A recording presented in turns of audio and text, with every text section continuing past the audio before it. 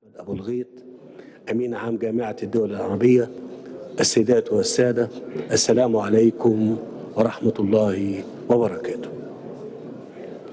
إنه لمن دواعي سروري أن أتواجد معكم اليوم في بلد المليون شهيد، وأتوجه بخالص الشكر والتقدير لفخامة الرئيس عبد المجيد تبون على حسن الاستقبال وكرم الضيافة، وأنني أعرب كذلك عن ثقتي في أن آليات العمل العربي المشترك ستشهد قوة دفع ملموسة في ظل رئاسته.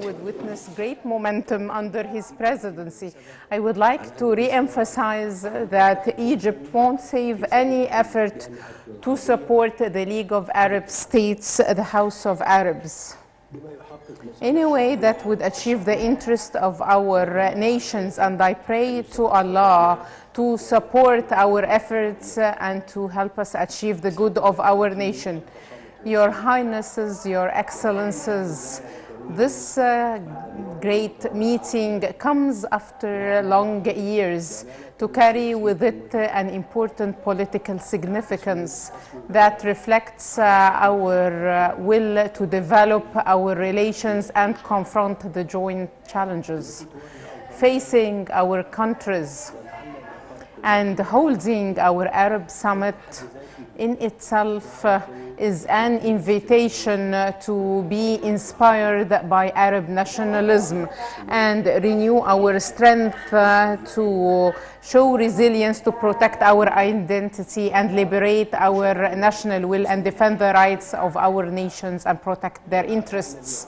And we are in dire need today, in light of the successive international and regional challenges, to remember the milestones of cooperation in our history, symbolized in the forms of fraternity, solidarity, to support truth and justice in a way that enables people to enjoy their rights, as well as attain stability and the future for the coming generations. The history of our Arab nation and the recent developments witnessed by our countries prove to us all, no doubt, that what might hurt our brothers in Morocco and in the eastern part of the Arab world would influence all other countries. And the instability in the eastern countries and in Palestine is reflected on the countries in Africa. And the threat to the Gulf security is a threat to us all. The national Arab security is a part and parcel of our efforts. And the dangers facing our countries are similar, and they are all linked to the threat of the notion of national country, as well as the intervention of external countries into the interests of our country, in addition to direct aggression on a number of Arab countries.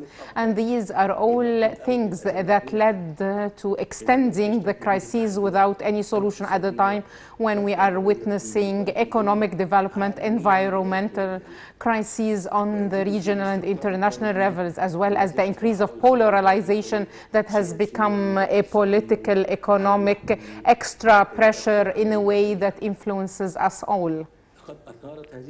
These challenges raised a number of issues and concerns in the Arab streets. All Arabs are now asking about the reasons that prevent achieving integration between Arab countries in different fields.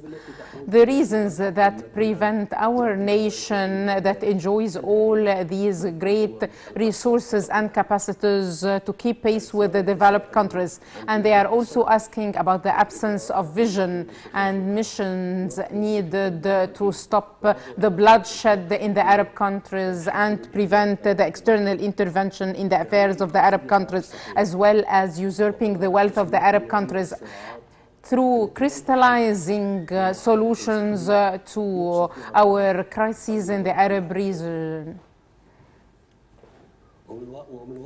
And due to the real link that makes us all members of the same body, and due to the challenges and current pressures that exceed the ability of any country to confront it solely, we all need to adopt a comprehensive integrated approach with the aim of enhancing our collective efforts to face different challenges based on clear basis through supporting the idea of collective cooperation between all Arab countries as well as the national state, and supporting the constitutional institutions in these countries in a way that would contribute to achieving social peace as well as enhance good governance, citizenship, human rights, eliminating sectarianism, racism, as well as putting an end to terrorist groups and stopping any support or political cover that might be provided to them,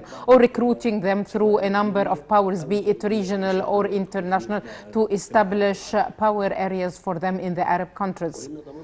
Securing the unity of the Arab countries is a main step on the level of establishing regional neighborhood relations based on irrevocable principles and binding to everyone, and it is respecting the integrity and the stability of our countries as well as achieving mutual interest, good neighborhood, and preventing interventions in the Arab affairs. Egypt is always looking forward to achieving an effective partnership between our countries on the foundation of the joint history, as well as looking forward to a more prosperous future that would be formed through the responsibility that would be shouldered by every state on the national level. In a more broader context, we can enhance our Arab abilities politically, economically, and security. The integration of our different capabilities would create a solid system capable of confronting joint challenges and international developments and crises, including the issues of food security and energy security, and it would provide the real protection for us all to help us get from the polarization, this polarization that has adverse effects on the international developments and dealing with our Arab crises. And this reminds us of an era when the whole world was suffering. Your Highnesses, Your Excellencies, moving forward on the path of development and progress necessitates serious efforts to settle the different disputes in our Arab region, on top of which is the Palestinian cause. I would like here to refer to the fact that our ability to work collectively to settle the issue and the cause and restore the Palestinian rights was historical and would be the standard for our coherence. And the Arab Initiative for Peace would symbolize this coherence and our joint vision towards the fair, comprehensive solution on the basis of the two-state solution and land for peace principle to establish an independent Palestinian state on the borders of 1967 with East Jerusalem as its capital. That would enable the Palestinians restore their homeland and the refugees would return in line with the international legislation and law. Your Highnesses, Your Excellencies, we are still in need for more collective Arab action, even in dealing with the new crises that came after the Palestinian cause in Libya, Syria, Yemen, Iraq, Sudan. Otherwise, the security and peace of the brotherly nations would always be threatened through the renewal of these crises, and this would be a loophole in the Arab system and centers for instability, and this affects us all and hampers our efforts to development and integration. And It's necessary to share with you our desire to support our efforts in Libya to reach as soon as possible a political settlement with the leadership of Libya without any external opinions, as well as holding the presidential and the parliamentarian elections in parallel, in addition to respecting the state institutions and their mandates according to the signed agreements, in addition to the withdrawal of all foreign combats, foreign forces according to time schedule, and dismantling the militias to prevent any armed operations and enable the country restore its integrity, its stability and peace.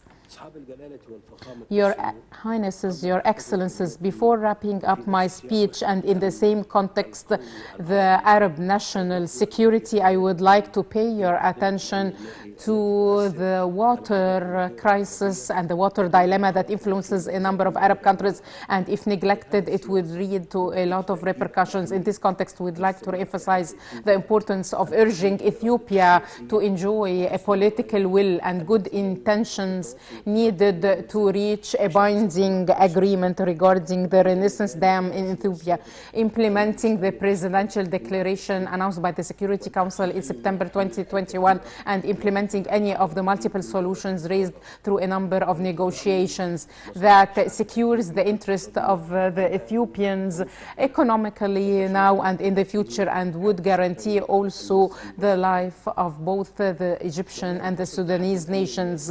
Water security is not separated from other crises that we are witnessing, on top of which is climate change that has become a reality worldwide, and I would like to seize this opportunity to express our appreciation and the fact that we're looking forward to receiving you on the 7th and 8th November in Sharm el-Sheikh summit to achieve the climate commitments, to turn this challenge into a real opportunity for development and moving towards a more sustainable economic patterns for our interest.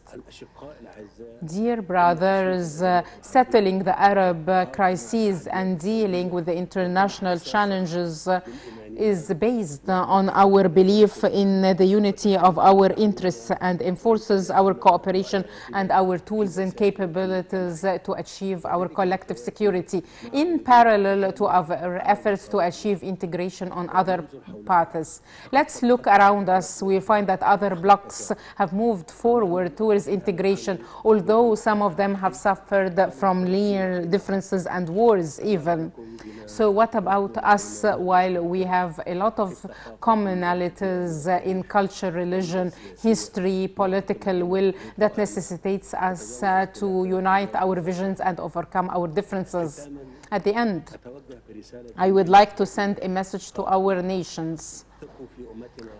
Have confidence in our Arab nation. It has a long history and an extended cultural and contribution to civilization, and we still have the capabilities for a more stable, prosperous future, on top of which is your strength, your minds, your arms, and believe that Egypt would always put before its eyes the unity of the Arab nations and protecting it, and it would always be there to support you and would keep on its doors open for all the sons of the Arabs to defend their presence and the future of the coming generations. Thank you, and peace be upon you.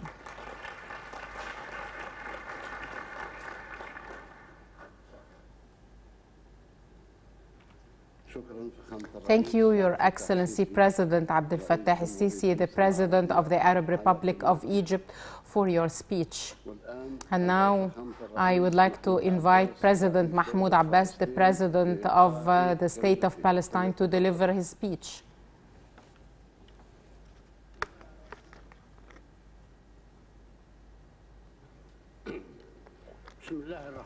In the name of Allah, Your Excellency President Abdel Majid Tebboune, the brothers, the leaders, ladies and gentlemen, peace be upon you. On this great day, the 1st of November, we have the anniversary of the liberation movement in Algeria. I would like to extend thanks and appreciation to President Abdelmajid Tebboune, and through him I would like to send to the Algerians our appreciation for hosting this Arab summit on the land of Algeria, the land of 1.5 million martyrs, to enhance Arab solidarity and Arab joint action in light of the dangerous circumstances the world is facing. And this shows the importance of coordination and joint cooperation and achieving unity to face all challenges confronting us collectively as an Arab one nation.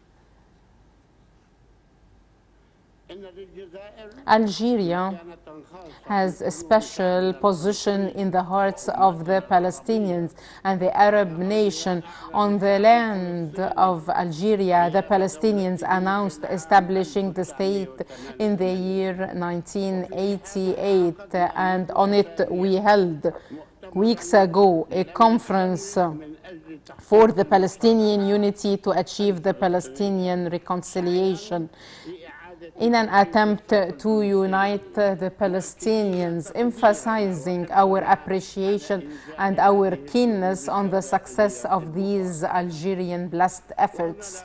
And here I would like to commend the efforts exerted and is exerted by the brothers in Egypt that is sponsoring the reconciliation, and thanks to all Arab countries contributing to creating the suitable environment for the reconciliation on the basis of committing to the Palestinian Liberation Organization, the only legitimate representative of the Palestinians, and the commitment also to international legitimacy and international resolutions.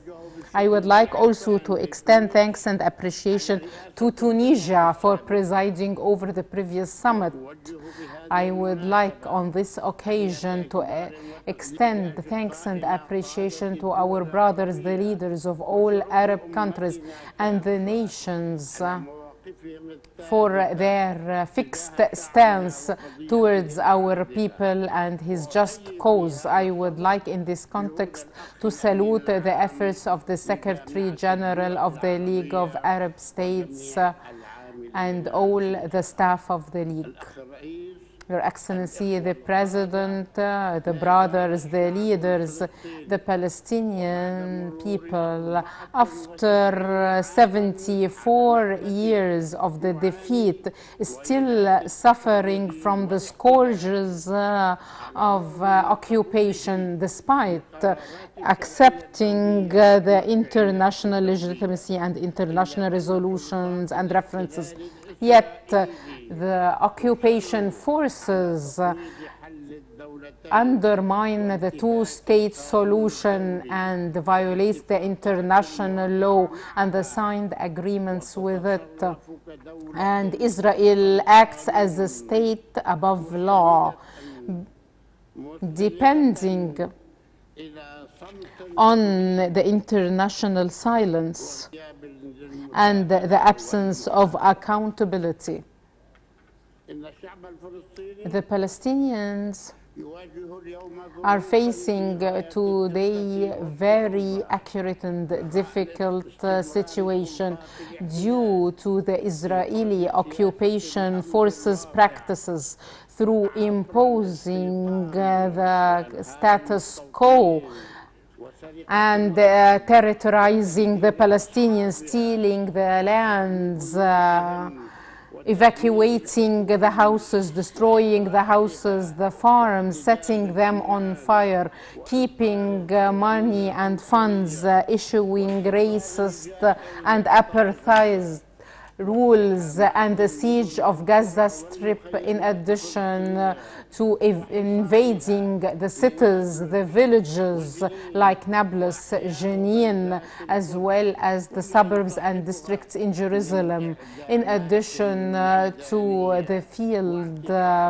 persecution they commit, the imprisonment and the keeping of the corpses of martyrs. And this is not done by any country in the world but Israel, as well as the keeping the status quo in the Jerusalem mosque and the church, as well as controlling a part of the Abraham mosque in Hebrew, in addition to the other crimes in front of all countries, on top of which the superpowers that keep silent and support these violations. In this context, we welcome the report issued recently from the Independent International Investigation Committee emanating from the Human Rights Council that denounced these practices and Israeli policies. Your Excellency, the President, the brothers, the leaders, I would like to tell you honestly that Israel, the state of occupation that is systematically destroying the two-state solution and violates agreements signed with it, continues its unilateral practices and did not leave to us any other option but reconsidering the existing relation with it.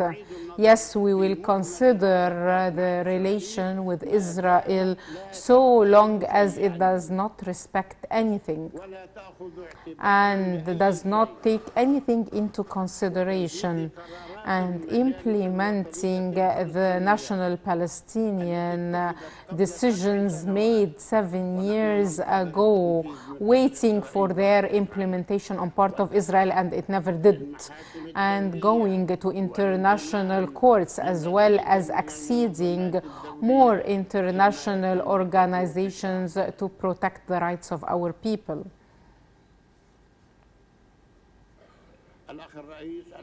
The brother, the president, the brothers, the leaders, we're looking forward to your support through making a decision from this summit to form an Arab ministerial committee to move on the international arena to promote the practices and to inform everyone about the Israeli practices in Palestine, and to promote the Palestinian cause and to promote the Palestinian scenario, because the Palestinian scenario is totally absent and it is only the Israeli scenario that is known. We need more acknowledgement from the European countries of the Palestinian state, and we need to have full membership in the United Nations. After we have asked for this 11 years ago and we were not able to receive it, through your support and your efforts we can receive this full membership in the United Nations. And preventing moving the embassies of countries to Jerusalem, as well as holding an international peace conference on the basis of international legitimacy and providing the international protection to our Palestinian people. We are not enjoying any protection while Israel is harming us, and no one deters it or tells it stop, as well as implementing Security Council Resolution 2334 issued by the sponsorship of US in 2016, and a few days afterwards, after Trump assumed power, he eliminated this resolution, although it was the US who supported this resolution from A to Z.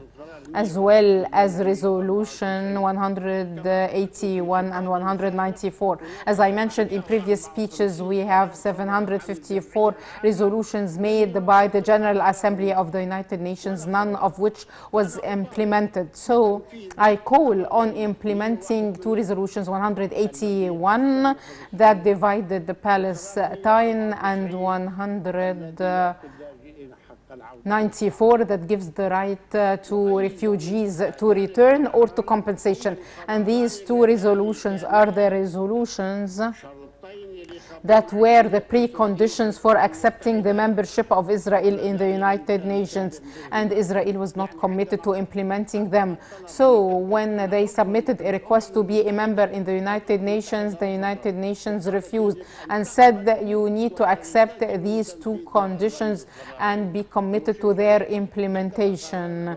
So they wrote a pledge to be committed and to implement these two resolutions, but afterwards nothing happened, and the US is supporting the Israeli stance. And we are looking forward to your support to forming a legal committee to follow up the Israeli crimes committed against the Palestinians regarding the British decision for Balfour Promise. We unfortunately have faced injustice on part of the UK, Britain, and US through making this decision to give what you do not own to he who does not deserve it, as well as the right to be committed to cooperating with the United States of America and its repercussions on the Palestinians. This is the first. Second, Israel has committed more than 50 massacres during and after the defeat of 1967, 50 massacres in 50 cities and villages, and these are all recorded now in their Israeli records, and they are well known. We want to enjoy our rights. We want Israel to admit committing these crimes and to give the compensations as what happens in other places in the world. I would not want to mention them, as well as the systematic destruction of more than 500 Palestinian villages, the destruction of 500 villages in Palestine. They were totally erased. The crimes, ladies and gentlemen, do not have the statute of limitation. That's why we are calling on all parties that committed these crimes and assisted committing them to acknowledge what they committed and to apologize and pay the compensation to the Palestinians and do reparation. And we would like to remind you that today is the anniversary of 105 years of Balfour Promise, and its repercussions still exist, unfortunately, up till today. My dear brothers, the Palestinian nation, while facing the occupation and his apartheid practices with full strength and resistance, is waiting for the brothers to continue standing by him today through enforcing the resolutions of the previous Arab summits regarding the financial support to the budget of the Palestinian state, as well as establishing the Arab Security Network endorsed before. Especially that Israel is keeping the Palestinian funds. It collects some funds and keep them.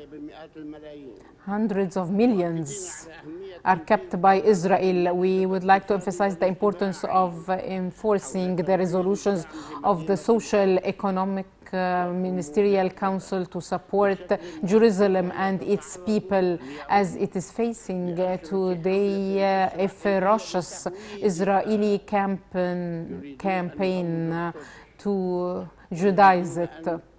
and they want to do the same to Al-Aqsa Mosque and to rebuild their claimed structure that was not there at all,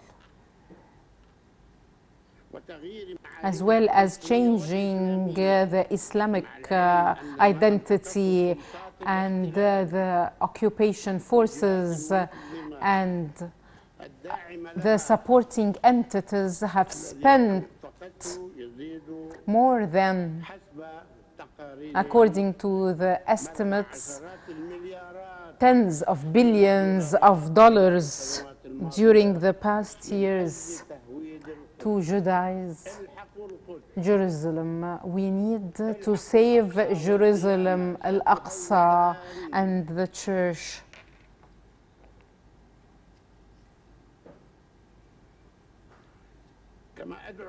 I would like in this context also to invite you all to exert all the needed and possible efforts for the success of Jerusalem summit that would be held at the headquarters of the League of Arab States in Cairo at the beginning of next year. And I wish, if possible, that this summit would invite the Vatican and Al-Azhar, as well as religious Islamic and Christian institutions, to continue their duties towards Jerusalem and its sacred areas, as well as adopting a clear roadmap to achieve that, as this is considered to be a religious political duty. In this context, we wish that on this occasion the Arab Republic of Egypt would succeed in organizing COP27 that would be held soon, and we wish also the Kingdom of Saudi Arabia to succeed with its initiative for the Green Middle East. We wish Qatar success in organizing World Football Cup that would be held for the first time ever in an Arab country. Thank you, Your Excellency, the President, for the hospitality and presiding over this summit. And I would like to thank all leaders and their nations for your support and your stances towards Jerusalem and Palestine. Here would like also to extend thanks to the Palestinians everywhere, in particular our sons in the refugee camps, as well as our martyrs and our heroes, the captives, our heroes, the injured ones. We would like to tell them that a victory is looming, and the responsibility of the families of the captives, the injured ones, and the martyrs would be always shouldered by us, and we will never give up on it, whatever the price is, because Israel would like to get rid of all these responsibilities towards all those families, and we will never accept this, and their responsibility would be always shouldered by us. Our greetings to the leaders of the Arab countries and the nations. We'd like to tell you that Jerusalem was the first Qibla and the second mosque and the third holy shrine, and it is where the resurrection church is, and it will be always our responsibility. It needs a strong, firm stance on part of everybody to save it. Thank you, and peace be upon you.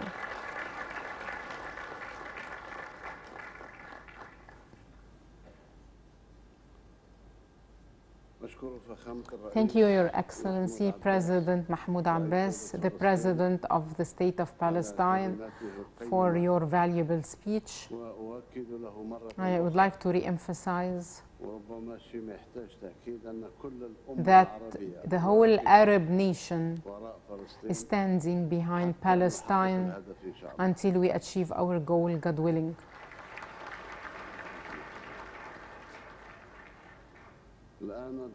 And now I would like to call on President Abdel Latif Rashid, the President of Iraq, to deliver his speech.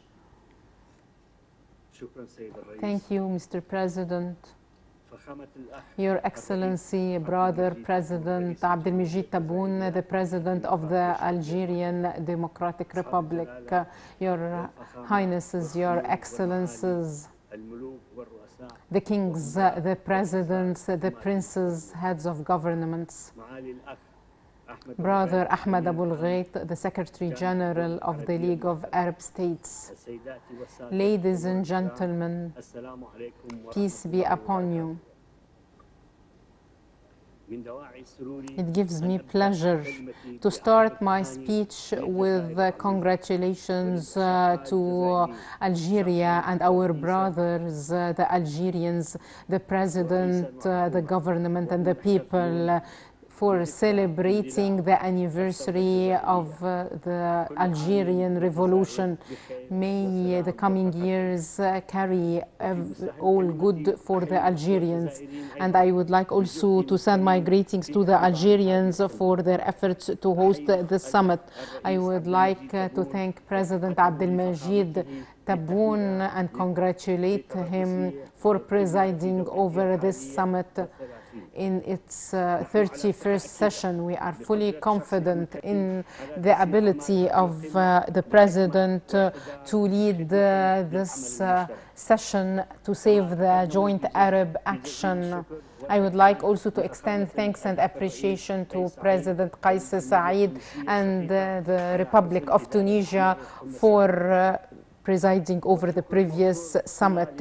And I would like to thank the Secretary General of the League of Arab States, Dr. Ahmed Abul Ghait, and extend thanks to all the staff of the Secretariat of the League of Arab States for their efforts and their noble role in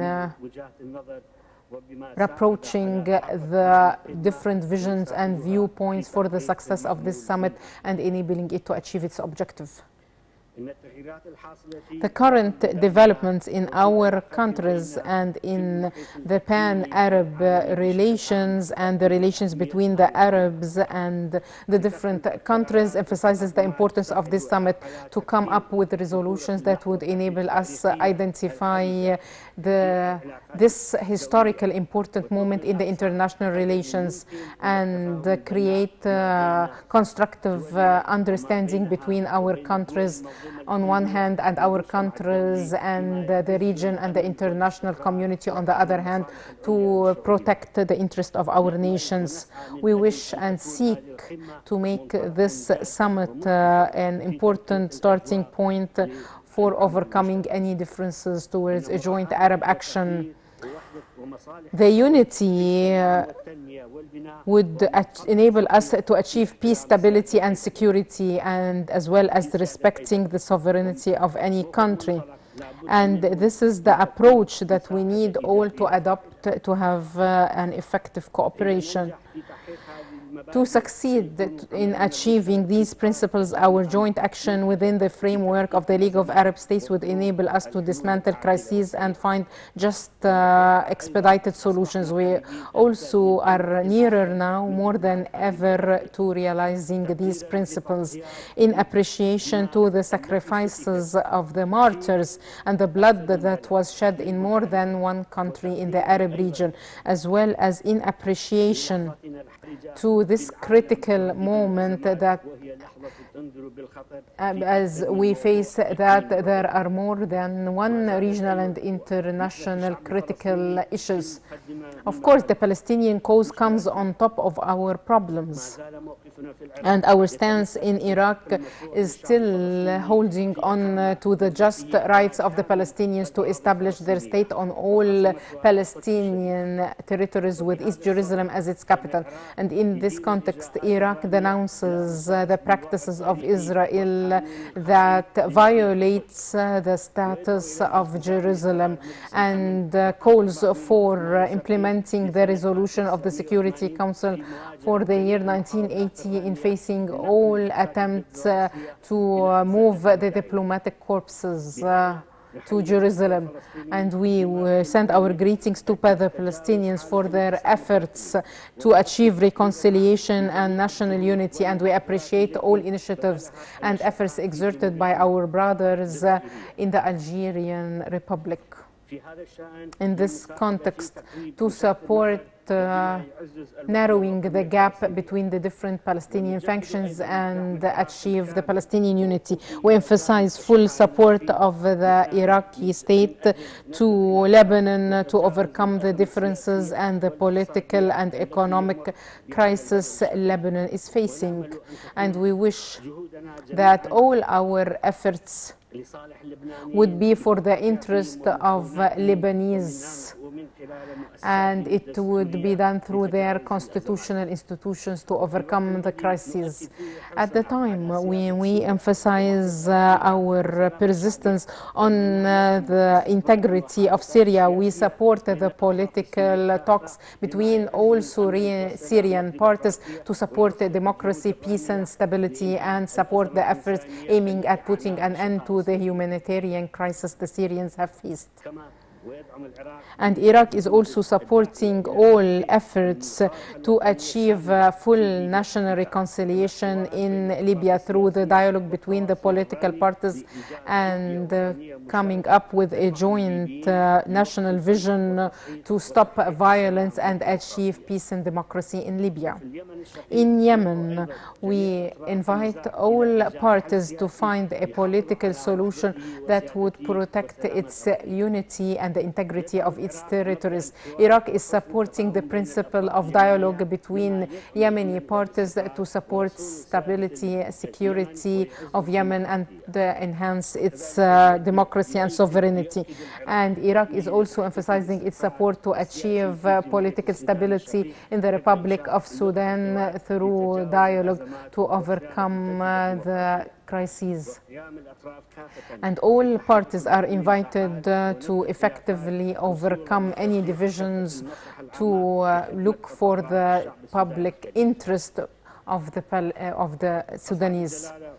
Your Highnesses, Your Excellencies, after the previous years that we have faced in Iraq for fighting terrorism, your brothers, the Iraqis, are capable of confirming that their unity was the main element to eradicating terrorism and liberating their cities and villages. We still have some spots of terrorist groups here and there, but our armed forces, with the will of our people, is capable of ending terrorism and liberating Iraq totally from the terrorists. The will of the Iraqis is to establish a democratic state, and overcoming the political differences over the previous months was the standard to the success of this experience. The Iraqi government has a lot of responsibilities. It will work on to respond to the will of our people for construction, development, and enabling Iraq to act on the regional and international levels. And this necessitates the government to be wise and strict, and it needs also all national parties to support it. And we expect that the efforts of the government would be supported by the brotherly and friendly countries. We still have the responsibility of agreeing with the brothers in the Republic of Turkey and the Republic of Iran regarding the problems of the two rivers after the decrease of the level of water in these two rivers. We wish that we would work on developing the management of water resources technically on the internal level and have a constructive dialogue through solutions that would protect environment, climate, and the livelihood and of the people and the economy of the country. We would like to say that Iraq, after eradicating terrorism, wants to be the source of stability in the region and on the international level. We have an initiative, as Baghdad is hosting a number of meetings between a number of countries in the region, and this created the suitable environment for dialogue and diffusing tension. We wish that these efforts would help in achieving the interest of the countries of our region and its peace, and would put the basis for joint constructive cooperation. We wish that we'd continue our efforts to develop understanding between different brothers, to build confidence and to look forward to the future of better relations. We are working on developing our countries on the basis of joint Arab action and cooperation. No cooperation and development without dialogue and common interests and looking responsibly towards the future. The whole world is facing a crisis, and we need to realize our responsibility towards our country and our region at this critical moment. And Allah has given us a lot of resources, and this can enable us to cooperate together, and our commonalities are more than what divides us. Understanding is the solution. Wars are not a solution. The worst solution is the solution that comes out of war. We need to build the good intent and the confidence. This would create a suitable environment for coexistence and cooperation. We are looking forward to a future that our region deserves. I pray Allah to crown our efforts with success. And we hope that we always convene on a unified stance to build the future we all aspire to and our nations deserve. May God protect the stability and the peace of our nations, our countries, and the whole world. Peace be upon you. Thank you, Your Excellency, the President of the Republic of Iraq. And now the speech of President Wuld Sheikh Al Ghazwani, the President of the Republic of Mauritania. Thank you, Your Excellency, the President. In the name of Allah, the most merciful, the most compassionate, peace and blessing be upon Prophet Muhammad. Your Excellency, Mr. Abdel Majid Tebboune, the President of Algeria. Your Highnesses, Your Excellencies,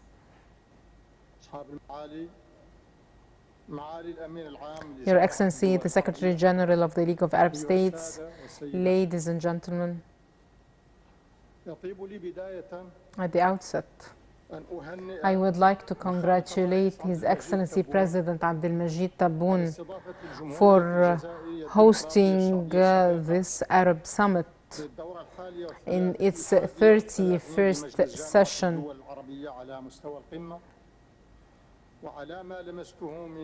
And I would like to thank them for the excellent organization and preparation of this summit, thanking them all also for the hospitality we received. I would like also to extend to the President of Algeria, the government and the people, our congratulations for the anniversary of the Algerian Liberation Revolution that coincides with this summit, as it symbolizes great sacrifices and great values. I would like also to extend thanks to His Excellency President Qais Said, the President of Tunisia, for his valuable efforts to develop the joint Arab action while presiding over the Arab Summit. We would like also to thank the Secretariat of the League of Arab States, on top of which is the Secretary General, Mr. Ahmed Abul Ghait, for the efforts it exerts in promoting the joint Arab action and develop its mechanisms and its institutions. Your Highnesses, Your Excellencies, ladies and gentlemen, our summit is held today at an exceptional moment where we are facing geopolitical, economic challenges. The world today is facing the environmental increasing challenge, as well as extremism, violence, terrorism, and the repercussions of COVID-19, the pandemic, in addition to the Russian-Ukrainian war that had led to insecurity on the international level, as well as the increasing inflation. In addition to all these crises that make us expect recession, this increases armed conflicts and tension areas and weakens the socio-economic systems, and this feeds a vicious, destructive circle of instability, insecurity,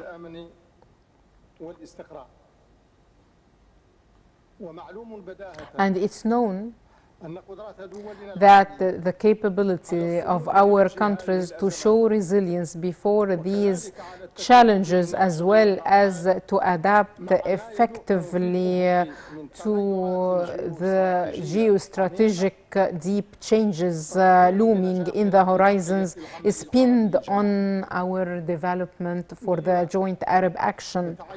Thus, we need today more than ever to double our efforts and intensify cooperation and integration between us all. And this needs serious actions to achieve stability and security in the whole Arab region, as well as to enhance friendship, solidarity, and cooperation between us all, following the slogan of this summit. And on the other hand, organizing the 27th session of COP on climate change next week in Sharm el-Sheikh in the Arab Republic of Egypt, and United Arab Emirates is going to host COP28 next year, is a positive example of what the Arab countries can do in dealing with the climate change, and it shows that climate change is a real concern for the Arab countries, and we look forward to more positive roles to be played by our countries in making these two events a success and benefit from them.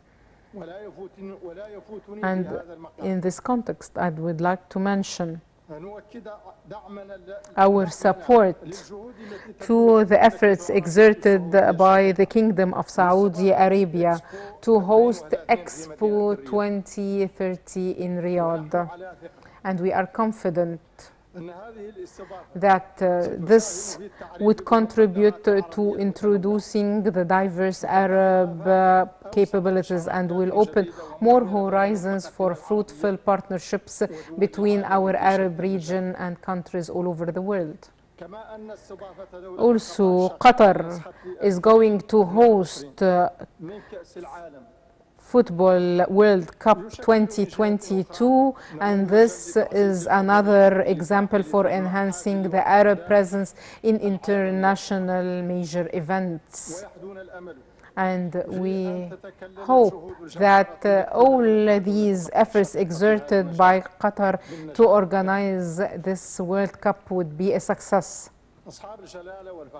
Your Highnesses, Your Excellencies, ladies and gentlemen, Our central issue, the Palestinian cause, is going through a very difficult moment due to the Israeli practices, as well as neglecting the Arab Peace Initiative, as well as all the international resolutions in this context. And we in Mauritania are renewing our position to find a permanent, just solution to the Palestinian cause, to secure the right of the Palestinians to enjoy their independent state with East Jerusalem as its capital, according to the principles of international law and the Security Council resolutions and the Arab Peace Initiative. And we have hopes that through signing the reconciliation agreement between the different Palestinian factions under the auspices of Algeria would be a great milestone in this context, and we are inviting to peaceful solutions to the conflicts in Yemen, Syria and Libya in a way that would secure the integrity of the territories of these countries, as well as the rights of its people to enjoy stability, progress and development. Without security and stability in the whole Arab region, the Arab joint action won't reach the level our nations aspire to. And on this basis, we need to intensify coordination in fighting extremism and terrorism, as well as confronting all attempts to spread seditions and anything that would destabilize our Arab region. Your Highnesses, Your Excellencies, ladies and gentlemen, our Arab countries need to enforce their joint economic action and achieve unity between their different economic entities to make an optimum use of an Arab free trade zone, thanks to our diverse natural resources and human capital.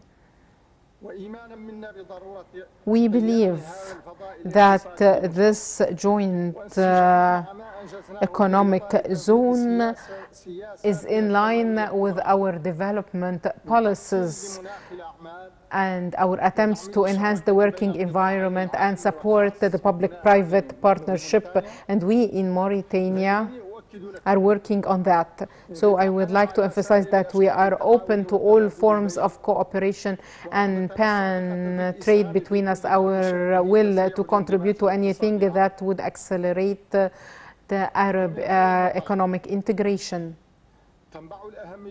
And here comes the paramount importance of enforcing the Arab joint market, as well as achieving integration between our countries.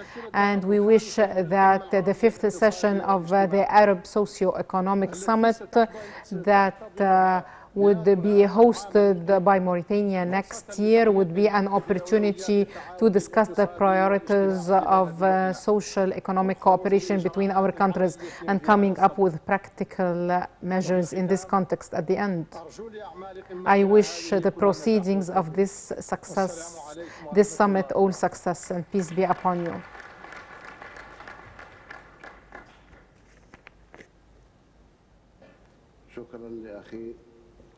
Thank you, brother, the President of Mauritania, for this valuable speech. And now I give the floor to His Excellency President Ismail Omar Gila, the President of the Republic of Djibouti. In the name of Allah, thanks be to Allah, and peace and blessing be upon Prophet Muhammad, the last prophet, and peace and blessing be upon his family, companions and followers.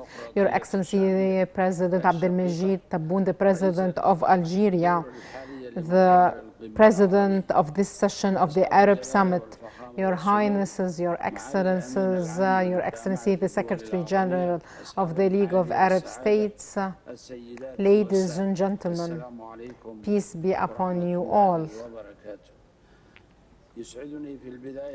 At the beginning, I would like to extend thanks and appreciation to my brother, President Abdelmajid Tebboune, the President of the Republic of Algeria, and his government and people for the hospitality and generosity we received since we arrived to Algeria, as well as the distinguished organization of the summit.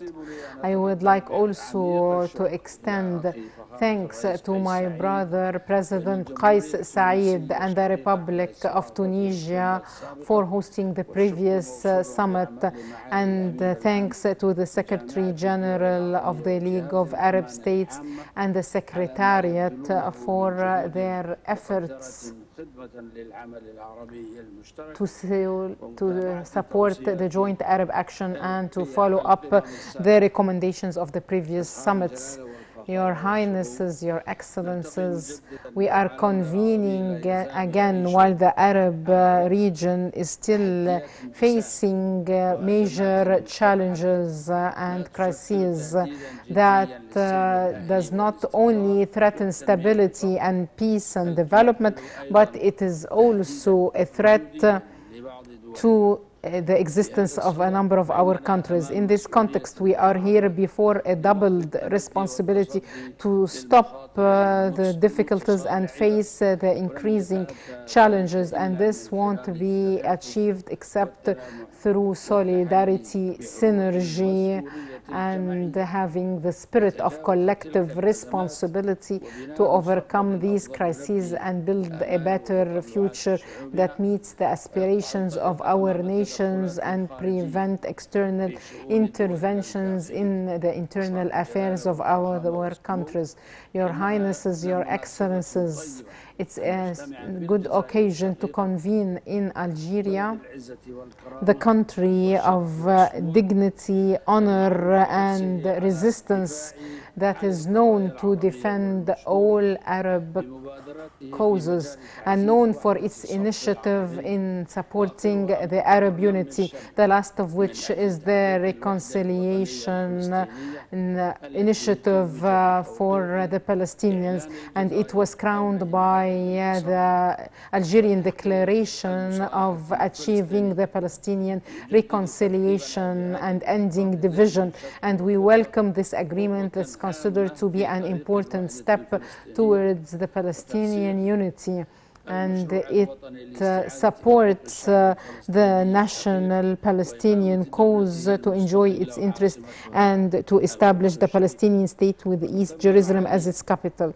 We commend highly the efforts exerted by the Republic of Algeria to support the talks and reach this historical achievement, and we confirm our support to all efforts to support the resistance of the great Palestinian people in resisting the Israeli occupation. And regarding Yemen, we would like to express our sorrow for not extending the truce in light of the difficult humanitarian conditions faced by the Yemenis, our brothers, and we re-emphasize our full support to the legitimate government in Yemen and our support to the efforts exerted to put an end to this humanitarian crisis and the conflict on the basis of the terms of reference agreed upon through the Gulf Initiative and its executive mechanisms, as well as the outputs of the national dialogue and the resolution of Security Council 2216 for the year 2015. that secures the unity of Yemen, its independence and sovereignty and the integrity of its territories. Regarding the developments in Libya, we renew the importance of reaching a political settlement agreed upon by all Libyans. And in this context, we call upon all Libyan parties to be part of this comprehensive dialogue as the only means to overcoming the current dilemma and meet the aspirations of the Libyans. With regards to the developments in Somalia, we commend the efforts exerted by the government of Somalia in establishing the state institutions and combating terrorism. And in this context, we would like to refer to the great successes achieved after electing President Hassan Sheikh Mahmoud against the youth movement. And in the meantime, we would like to provide assistance and support to this brotherly country at this historical moment. And in the same framework, we renew our full support to the Republic of Sudan. And we express our hope that the political and social powers and the parties of peace in this country would reach an agreement that enable them to form a government that would pave the way for holding fair, open elections by the end of the transition period. Your Highnesses, Your Excellencies, in light of the current circumstances on the regional and international levels, we are in dire need to unite our stance in facing the challenges imposed by these conditions on us. And we have hope that the Algerian summit would be a turning point in the joint Arab action path regarding the fact that the Algerians enjoy wisdom that would enable them to achieve the objectives. At the end, I renew my thanks to President Abdelmajid Tebboune and Algeria, the government and the people for hosting this summit and for the excellent preparation for it. Our congratulations to the Algerians for the 86th anniversary of the Algerian Revolution, and may we all achieve the interest of our nation. Peace be upon you.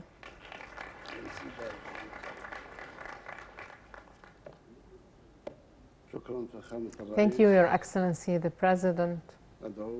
And now I invite Sheikh Mish'al Ahmed Jaber al-Sabah, Deputy to the Prince and the Crown Prince of the State of Kuwait, to deliver his speech.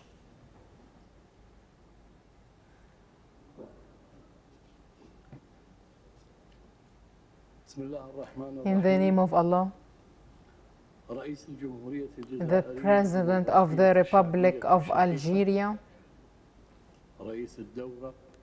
the President of the 31st session of the Arab Summit, Your Highnesses, Your Excellencies, Dr. Ahmed Abul Ghait, the Secretary General of the League of Arab States, Your Highnesses, Your Excellencies, ladies and gentlemen, peace be upon you.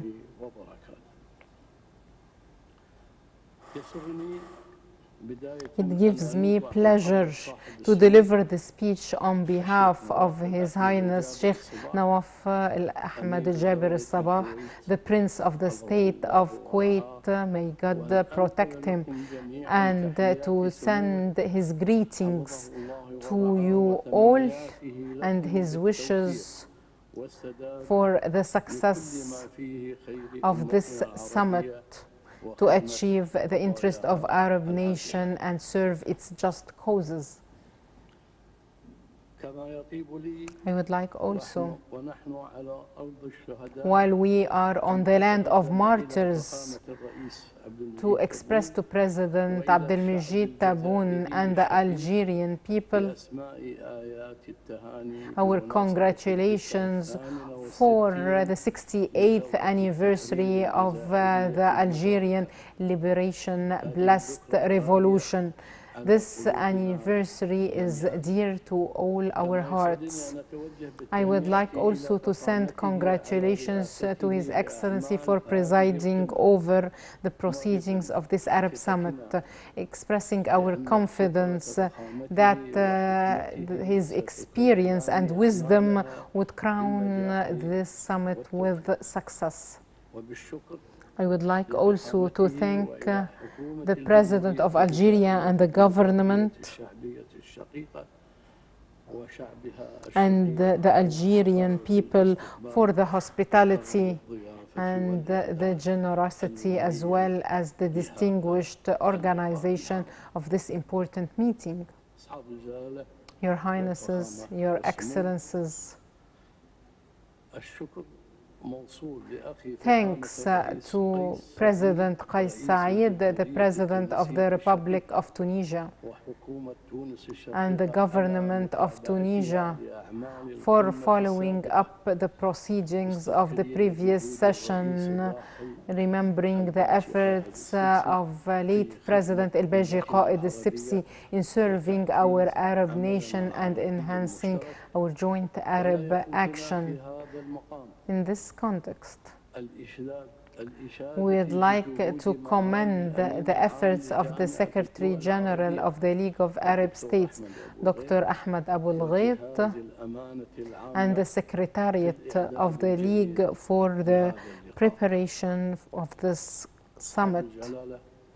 Your Highnesses, Your Excellencies, our meeting today comes in light of grave challenges faced by the Arab world, and in light of these political, economic, security, multiple challenges and its developments. It is a must to support joint Arab action through more coordination and cooperation to deal with these challenges through putting clear solutions that would achieve the objectives for our Arab League in a way that meets the aspirations of our Arab nations. Your Highnesses, Your Excellencies, from this place, we renew our call upon the international community to support the peace path in the Arab region and come up with a comprehensive, permanent solution to the Palestinian cause according to the Peace Arab Initiative and the international legitimacy and resolutions in a way that secures the rights of the Palestinians to establish an independent state with East Jerusalem as its capital here. I would like to express our full support to the efforts of our brothers in the Republic of Algeria to achieve the Palestinian reconciliation. And this is an important step in light of the challenges it faces right now. Regarding Syria, the state of Kuwait is renewing its fixed position that there is no military solution to this bloody conflict, and the political solution is the only solution to achieve the aspirations of the Syrians and to meet their needs, and would help Syria achieve its sovereignty and stability.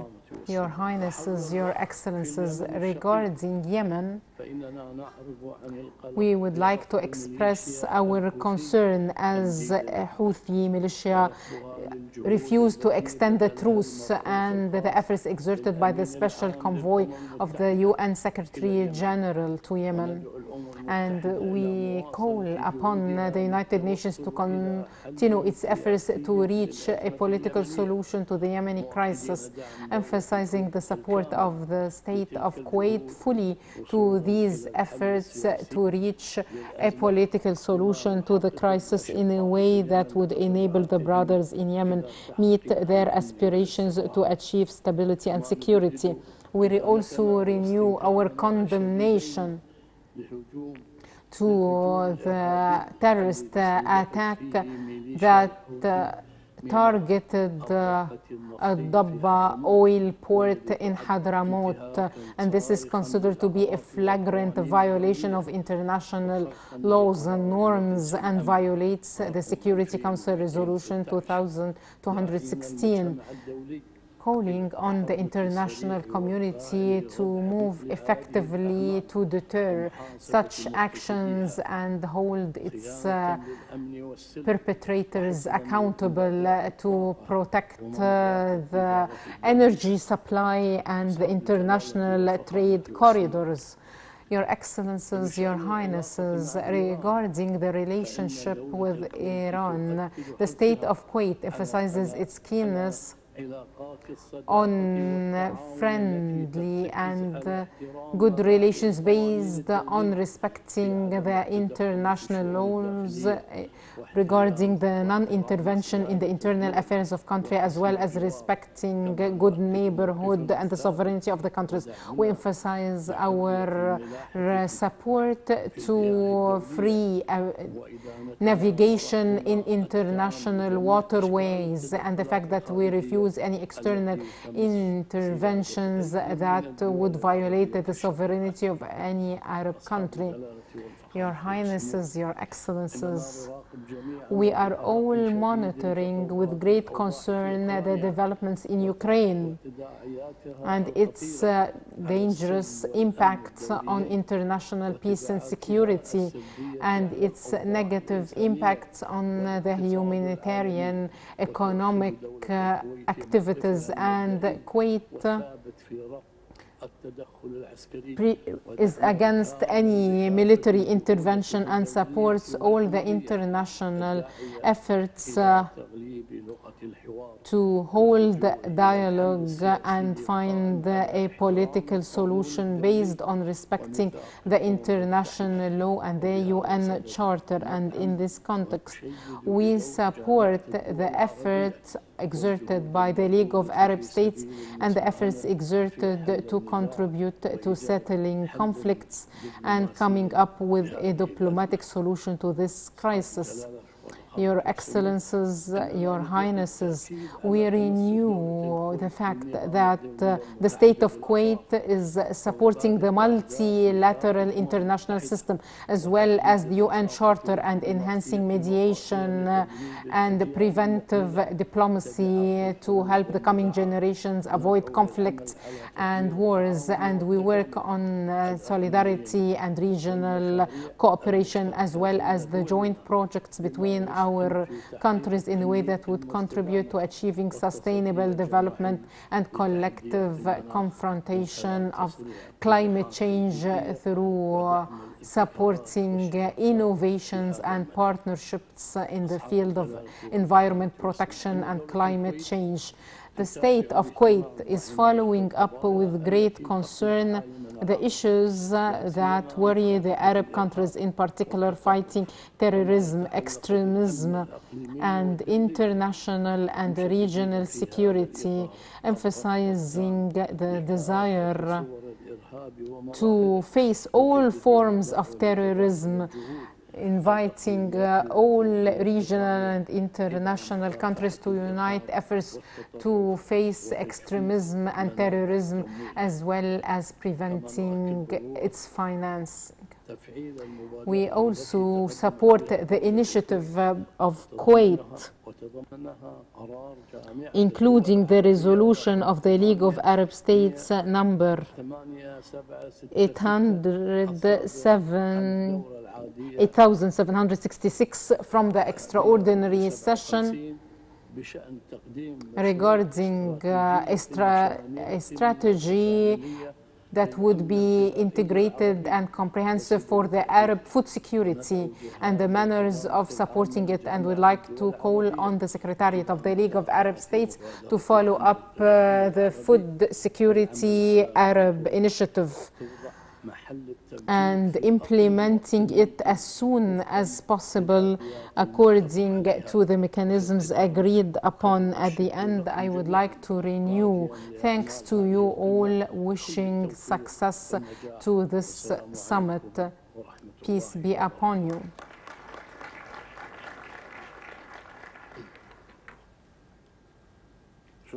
Thank you, Your Highness Sheikh Mish'al, the Crown Prince of the State of Kuwait, for the speech. And now I invite Prince Hussein bin Abdullah al-Thani, the Crown Prince of the Kingdom of Jordan, to deliver his speech. In the name of Allah, the most merciful, the most compassionate, thanks be to Allah, peace and blessing be upon Prophet Muhammad. Your Excellency President Abdel Majid Tebboune, Your Highnesses, Your Excellencies, the Secretary General of the League of Arab States, ladies and gentlemen, peace be upon you. I would like to extend thanks and appreciation to His Excellency President Abdel Majid Tebboune and the Republic of Algeria for hosting this summit. And we commend your keenness on supporting the path of joint Arab action. And we would like to extend thanks also to President Qais Said and the Republic of Tunisia for their efforts in shouldering the responsibility of presiding over the previous session of this summit. I would like to thank the League of Arab States for organizing this summit and for the efforts in following up the resolutions of the previous summits. Your Highnesses, Your Excellencies, it's prime time to work together to reach Arab, real effective economic networks that would put our countries on the map of international economy. The crises faced by the whole world, like the repercussions of COVID-19 and the Ukrainian crisis, necessitates joint Arab action to face it. In particular, that its impact led to soaring prices of commodities and energy, as well as setbacks of growth of economies. And this threatens our communities. Since we have common challenges and opportunities, we need to benefit from the promising abilities in the field of trade, investment, industry, tourism, and agriculture. Food security and enhancing the sources of energy and water has become on top of the international challenges. Thus, we need to build on our strengths in every Arab country so that it would be a strength for all of us collectively. Natural resources in the Arab region are great, as well as our strategic geographical location, in addition to the Arab trade agreements with the whole world. And our youth represent a great capital. These are all elements, if invested in, will lead us towards economic development and will create a better future and the prosperity for our people. Your Excellencies, Your Highnesses, peace and just and permanent peace on the basis of the two-state solution and the Arab Peace Initiative and the international resolutions is still a strategic option to secure the establishment of a Palestinian independent state that enjoys sovereignty according to the borders of 1967, with East Jerusalem as its capital. And it's our duty as Arab countries to intensify our efforts with international parties to renew the peace process and to support the resistance of the Palestinians on their land. As for Jerusalem, it is the center of our unity and defending collectively our identity. And Jordan, according to the Hashemite authority over the Christian and Islamic sacred places in it, will continue its cooperation with you and our brothers in the Palestinian Authority in playing our role in protecting these sacred places. Your Highnesses, Your Excellencies, the stability and security of Iraq is a pillar to the security and stability of the whole Arab region.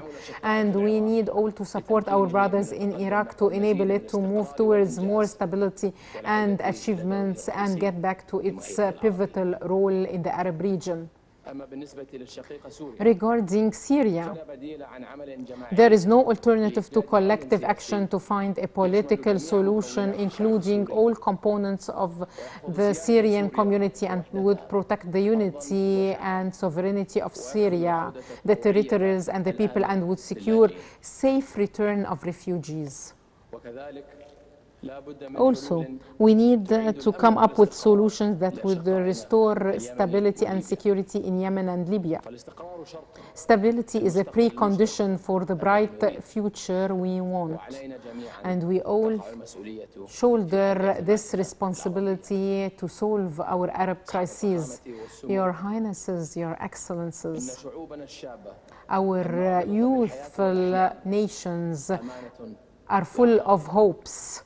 And this is a responsibility we need all to shoulder, and we need to develop their capabilities and unleash their potentials to build a promising future for their countries and to be a power to achieve peace and sustainable development for the interest of our Arab region. Thank you, and peace be upon you.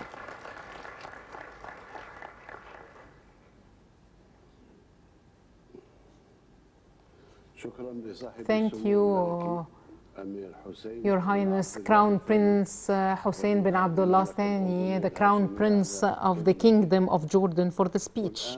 And now I invite President Hussein Sheikh Mahmoud, the President of the Republic of Somalia.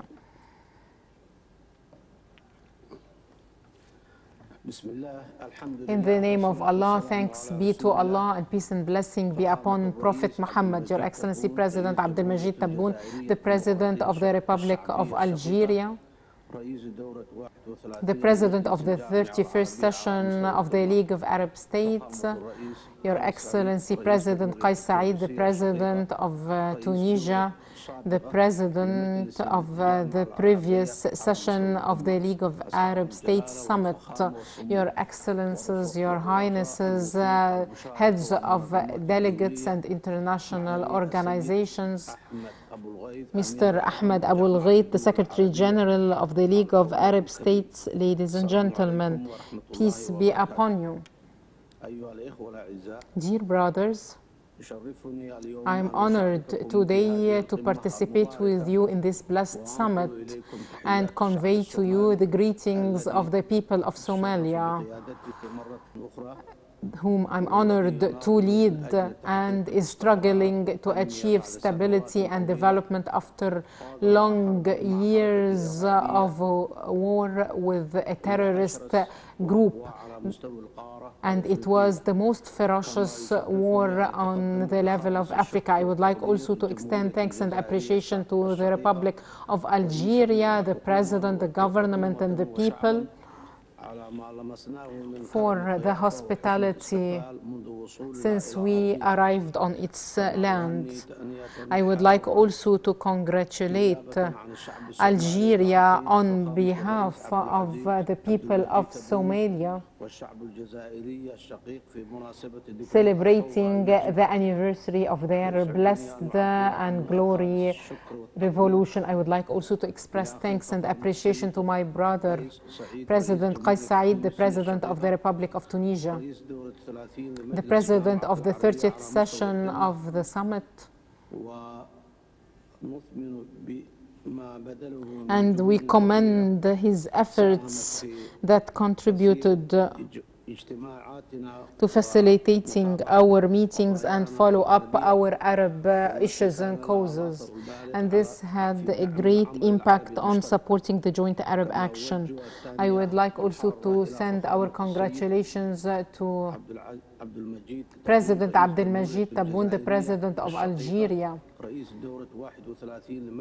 the President of the 31st session of the summit, wishing him the best of luck in presiding over this session. We wish that this session would achieve our goals and would deal with our issues in a way that would attempt to support the joint Arab action. I would like also to express our gratitude for the fruitful efforts made by the Secretariat of the League of Arab States, on top of which is the efforts of the Secretary General of the League of Arab States, Mr. Ahmed Abul Ghait.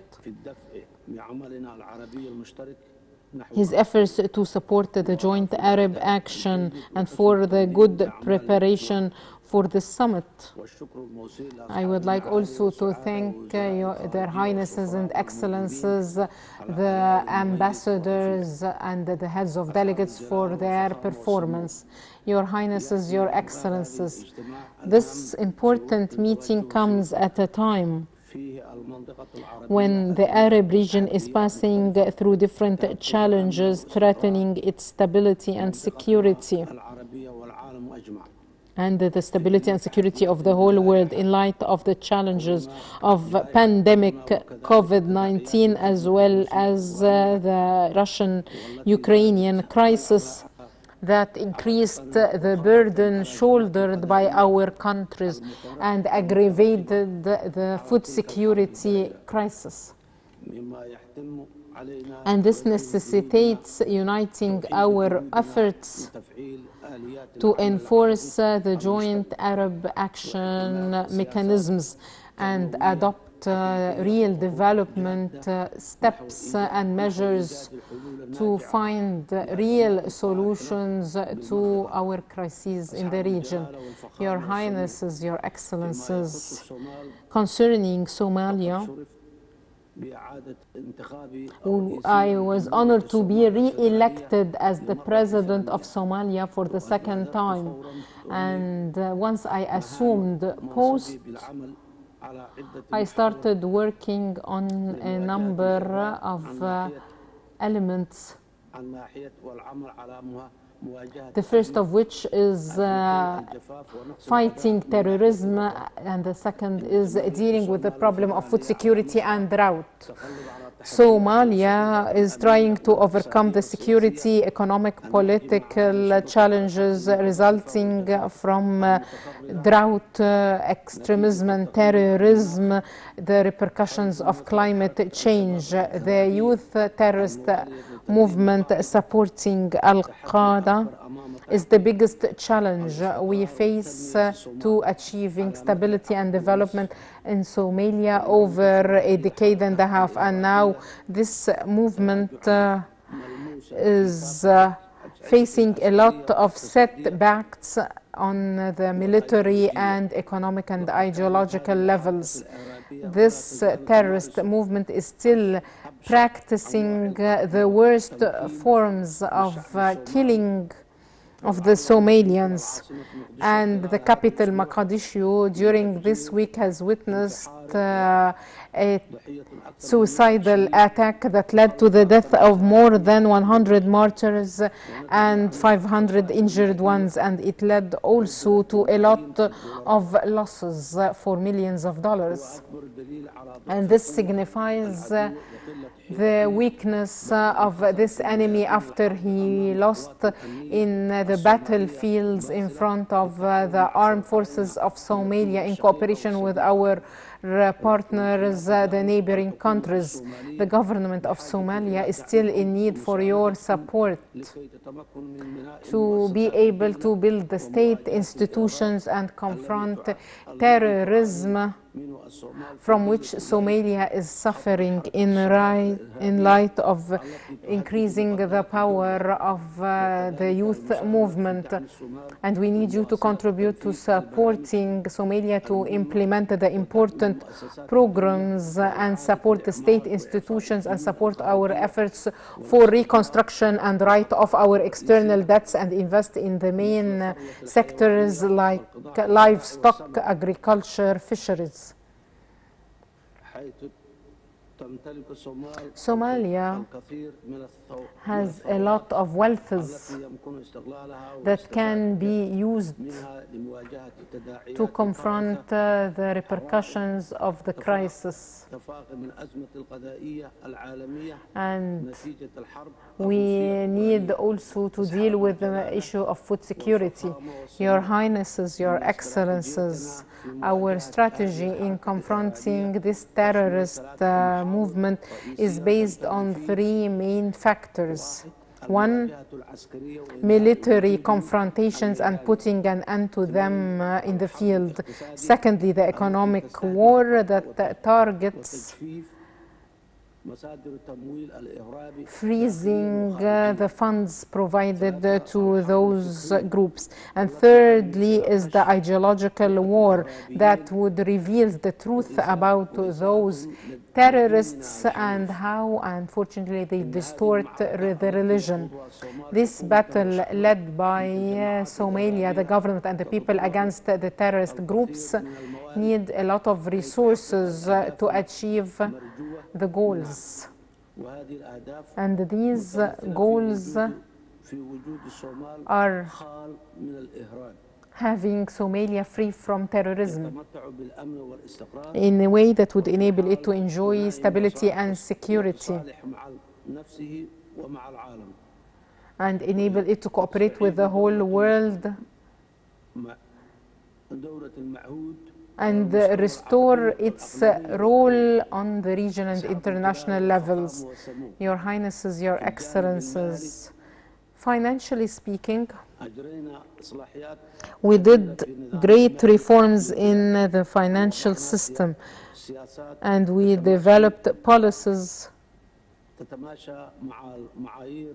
in line with the international financial standards, and we took a long trip in underwriting debts as well as implementing the financial measures needed. We all know that the international debts overburden the countries and prevents investments and creating job opportunities. We in Somalia right now need the support of our brothers, especially regarding the underwriting of our debts. You know that a large part of these debts are debts to Arab countries and Arab funds. So we call on our brothers to write off these debts, and we call on the leaders of the Arab countries to mediate with the international countries and funds that Somalia is indebted to write off these debts. Your Highnesses, Your Excellencies, Somalia has a strategic location and it enjoys a lot of resources, agricultural and mineral wealth and water resources, and this can contribute to finding a solution to food security, especially at a time when we have shortage in grains and food products. After solving the problems of the debts and security, Somalia can contribute to solving the problem of food security. And of course, you know that we have a problem in the African Horn, and Somalia has a humanitarian crisis due to drought because of the lack of rainfall over 5 successive seasons. which led to the death of livestock after the drought in the rivers and the wells, and we have a food security crisis, and we fear that things would aggravate and we will have a famine in a number of areas in the country. And in the framework of our attempts to face desertification and climate change, we established for the first time a ministry for environment and climate change, hoping to find a solution to the recurrent crises represented in extreme drought and the torrential rains and destructive floods due to environment degradation. And to confront all that, we have plans to introduce solutions, and we look forward to the assistance of the Arab brotherly countries in this context. At the end, Your Highnesses, Your Excellencies, we would like to renew our pledge to serve all causes of the Arab countries and to cooperate with all countries. And we pray Allah to support us for the interest of our nation and to crown our efforts with success to overcome the exceptional circumstances our Arab region is going through and to achieve the ambitions of our nations. Once more, I would like to re-thank the President of Algeria and the Secretary General of the League of Arab States and all the participants in this important meeting. May Allah preserve you all. Peace be upon you. Thank you, Your Excellency, President Hassan Sheikh Mahmoud, the President of the Republic of Somalia. And now I invite President Mohammed Yunus Al-Manfi, the head of the Libyan Presidential Council, to deliver his speech. In the name of Allah, Your Excellency, President Abdelmajid Tebboune, the President of the Republic of Algeria, Your Highnesses, Your Excellencies,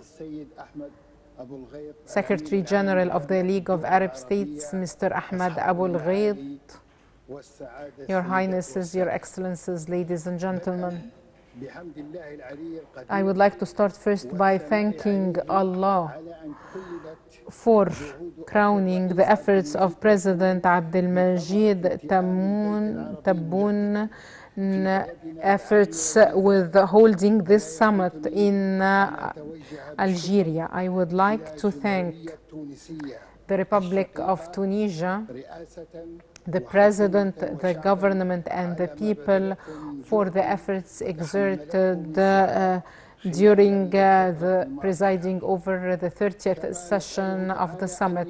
We pray Allah to give us support and success in light of the challenges and the crises the whole world is facing.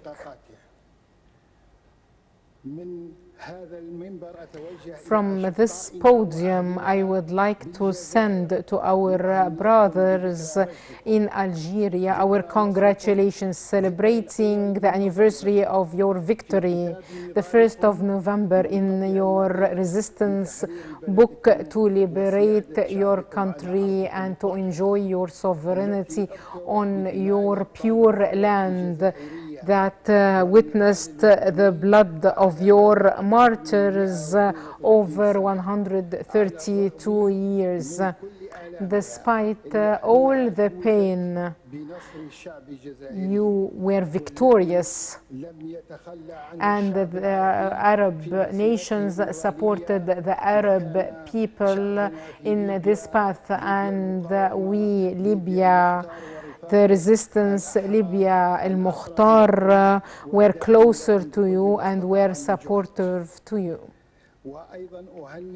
I would like also to congratulate the brothers in Qatar for hosting World Football Cup that is considered to be an important event. And we would like to congratulate our brothers in the Arab Republic of Egypt for hosting COP27. Your Highnesses, Your Excellencies, 7 decades have passed since establishing this umbrella for the joint Arab action to deal with the issues of this nation and to seek to achieve prosperity and development for our nations and to protect the stability and the integrity of the territories of this Arab region. And this needs considering our joint interests and our standard destiny. That's why we'd like to re-emphasize our stance towards the Arab-Palestinian causes, on top of which is the Palestinian. There is no solution accepted unless it acknowledges the rights of the Palestinians to establish an independent state with East Jerusalem as its capital according to the international resolutions and the Arab Peace Initiative. In this context, the Presidential Council welcomes the Australian decision to withdraw its support to acknowledging Jerusalem as the capital of Israel. Your Highnesses, Your Excellencies, a decade has passed and the Libyans are still trying to reconstruct the state on the basis of freedom, democracy and the rule of law. And this objective is still facing a lot of challenges on the national, regional and international levels. Here we would like to call on our brothers the Arabs to adopt a united Arab stance regarding Libya, on top of which is the withdrawal of all foreign fighters, foreign forces and militias from Libya, and ending the destruction in Libya, as well as supporting the democratic path. Ladies and gentlemen, the Presidential Council is shouldering its responsibility in leading the efforts for national unity, paving the way for a democratic transition of presidency and power through parliamentarian and presidential parallel elections. I would like to commend the regional efforts supporting our action to launch the reconciliation project that is the foundation for supporting all paths to achieve security and stability. These responsibilities necessitate working on a balanced national path to secure transitional justice, reparation, as well as building the measures of confidence between Libyans. Your Excellencies, Your Highnesses, moving through the transitional phases does not only respond to the desire of the Libyans to construct their state and does not serve their interest to achieve permanent stability only. You know that the transitional phases extend crises and led to their aggravation, and it is a barrier to the Libyans to practice the right to elections. And here the Presidential Council emphasizes the importance of holding any dialogue to continue the roadmap emanating from the political dialogue and achieve its role in achieving political legitimacy through parliamentarian and presidential elections on a constitutional clear basis, and keep away from anything that would increase divisions in Libya following the resolution of the Security Council 2656 for the year 2022, and in line with the resolutions of the League of Arab States, the last of which is Resolution 8789 for the year 2022, issued by the 185th session of the League of Arab States that urged the state to hold fair, open elections as soon as possible, meeting the needs of the Libyans. And I would like also to emphasize the importance of dealing with the economic issues considered to be one of the most important components of the crisis in Libya due to the rental, non-diverse nature of the Libyan economy. And we need to keep the public fund away from the conflict, and this won't be attained while we have an international mechanism. Whatever the good intentions behind these international mechanisms are, this would be only achieved through the agreement of the Libyans on neutralizing the public fund and keeping away from any conflict.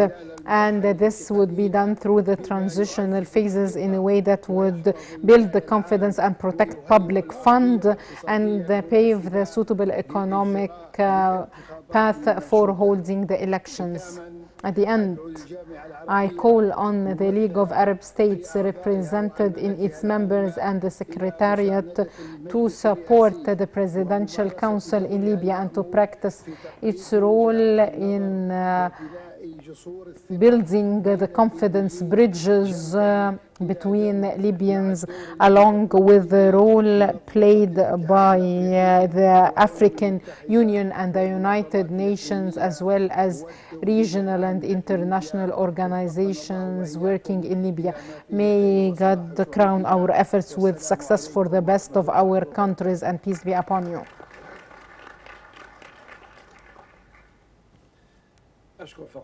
Thank you, Your Excellency, President Mohammed Yunus al-Manfi, the head of the Libyan Presidential Council, for the speech, and I invite Mr. Abdel Fattah al-Burhan, the head of the Transitional Council in Sudan, to deliver the speech.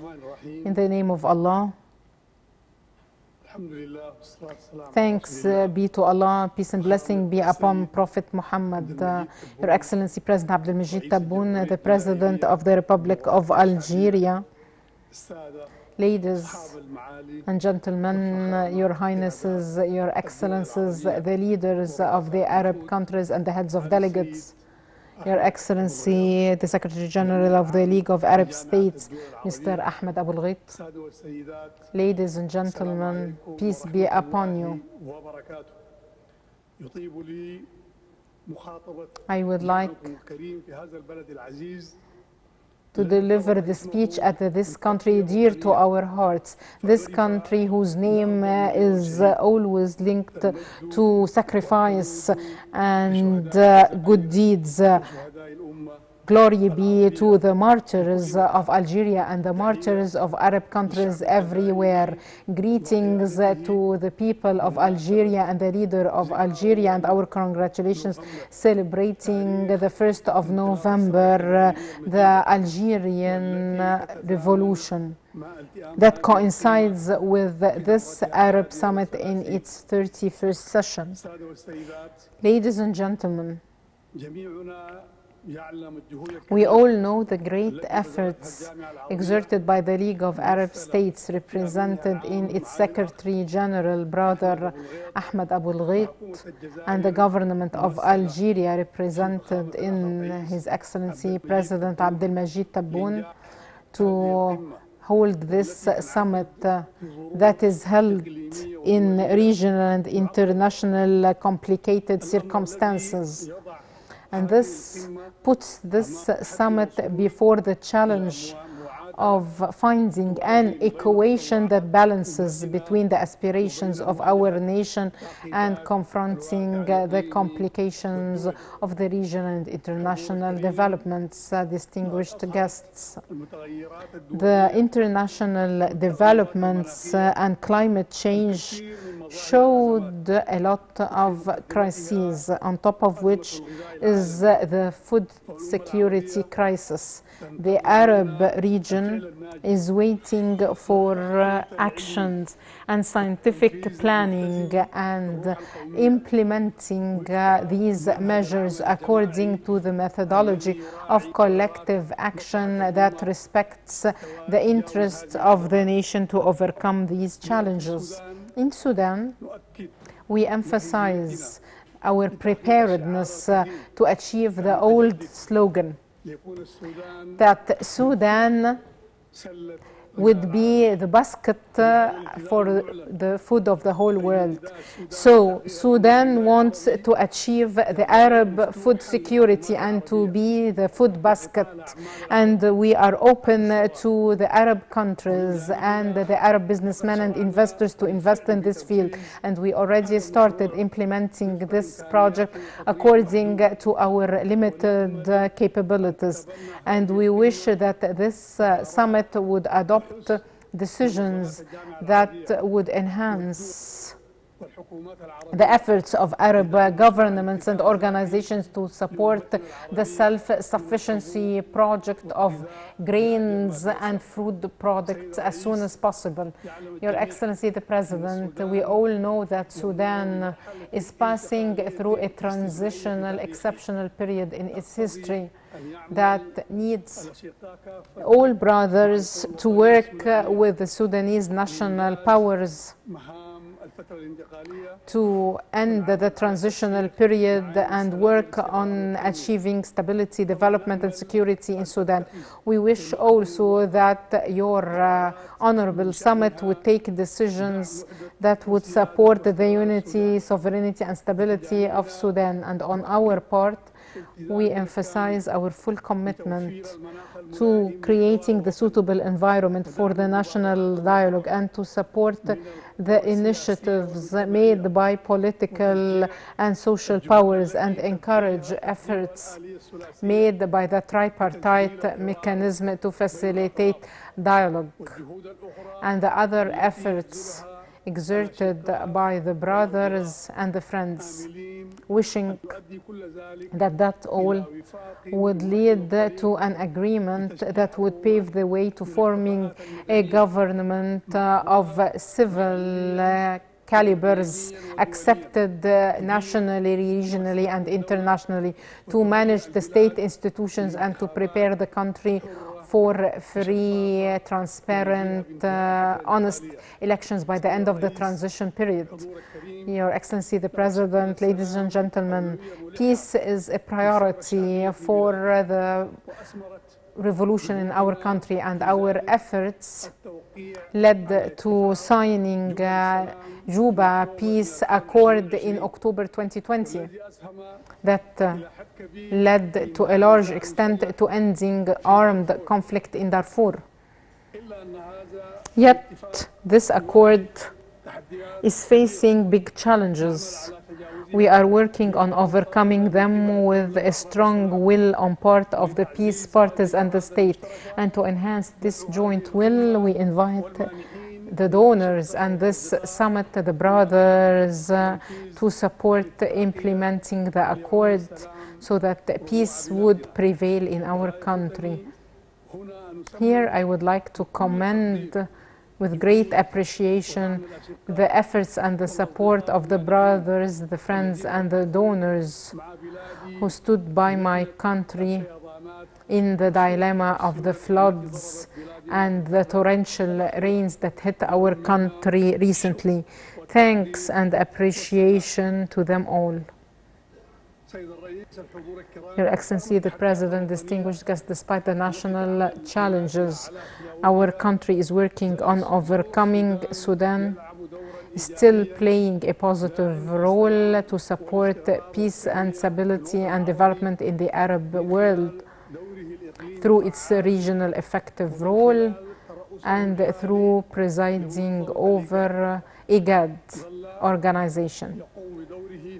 It's still playing its role in supporting stability in the Republic of South Sudan and Somalia, and Sudan is also fighting terrorism and the transnational crimes and trafficking in persons in the Sahel and Sahara region and in the Red Sea. And we are committed to joint Arab action, so we commend cooperation with the Libyan parties to achieve stability and security in the neighboring country, Libya, to achieve a constitutional foundation to restore things back to normal. And we are working with our brothers, the Libyans, along with the neighboring countries to Libya, to reduce armed conflicts in the region. Ladies and gentlemen, Sudan renews its fixed stance towards the Palestinian cause. We need to end the Israeli-Palestinian conflict according to the two-state solution and the international legitimacy resolutions and the Arab Peace Initiative to establish the independent Palestinian state with East Jerusalem as its capital according to the borders of 1967. In this matter, we commend the Algerian initiative to unite the Palestinian factions and the agreements reached. And Sudan will always support the legitimate government in Yemen. And we call all parties to restore dialogue, to reach a settlement that would stop the bloodshed and protect the country according to the Gulf Initiative and its mechanisms and the resolutions of the Security Council and the outputs of the national dialogue. Mr. President, I would like to commend your kind initiative for the Generations Forum. This would enable our local communities to keep communication and contact. We support establishing the National Observatory for the Civil Society under the supervision of the League of Arab States, and we support the ideas and contributions you made to develop the League of Arab States and its mechanisms and organizations. Mr. President, let me at the end renew to you in person thanks and appreciation for the efforts appreciated to make this summit a success. We thank you also for the hospitality and the real hospitality and generosity, and we would like to thank Mr. Ahmed Abul Ghait, the Secretary General of the League of Arab States and the Secretariat of the League for the success of this summit. We are confident of their follow-up of the important outcomes of this summit. At the end, thanks to you all and peace be upon you.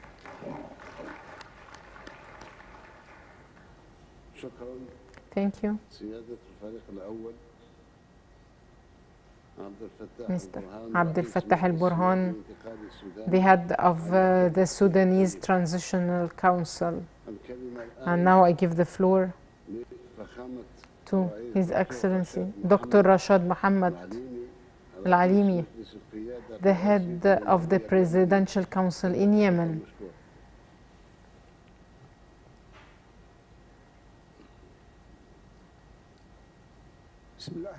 In the name of Allah, my brother President Abdel Majid Tebboune, Your Highnesses, Your Excellencies, the Secretary General of the League of Arab States, Mr. Ahmed Abul Ghait, Your Highnesses, Your Excellencies, ladies and gentlemen.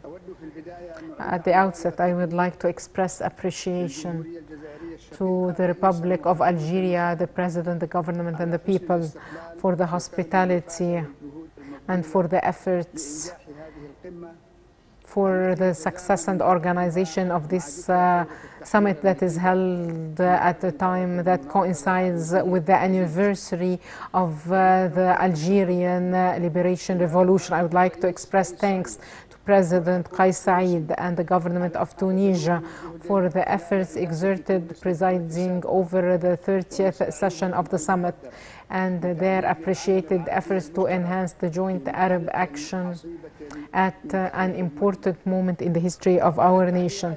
I would like also to express our appreciation to the efforts of the League of Arab States and the Secretary General of the League of Arab States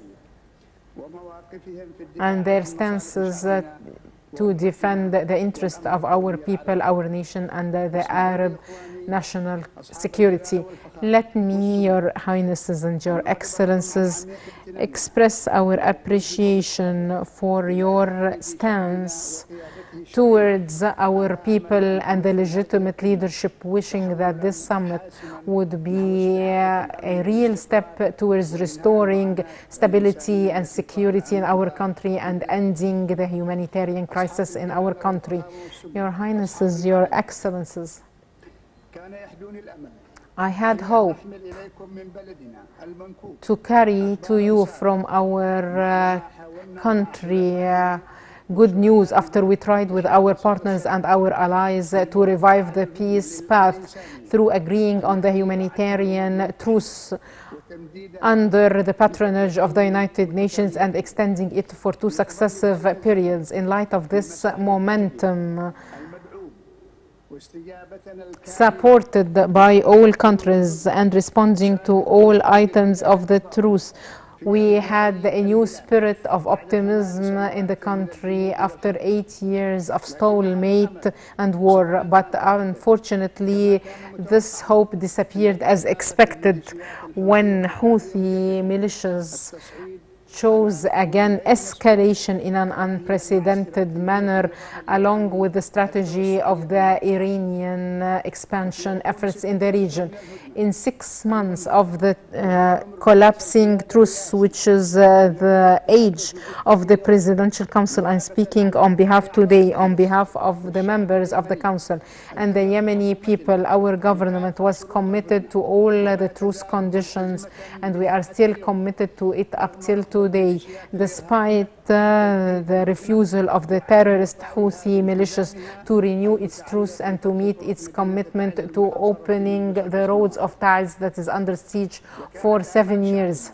Our people hoped for another step that would achieve more benefit for the people through renewing the truce for other 6 months, including new travel destinations and paying the salaries and the wages of the employees in the areas that are under the control of the terrorist militias. But those militias did not achieve these commitments and refused to renew the truce and targeted Dabba and the Nushaida ports in Hadramaut and Shabwa governorates in a terrorist attack that stopped the exports to these 2 vital ports in an attempt to cause an economic humanitarian crisis in the country and prevent the service reforms that was started by the Presidential Council and the government over the past 6 months.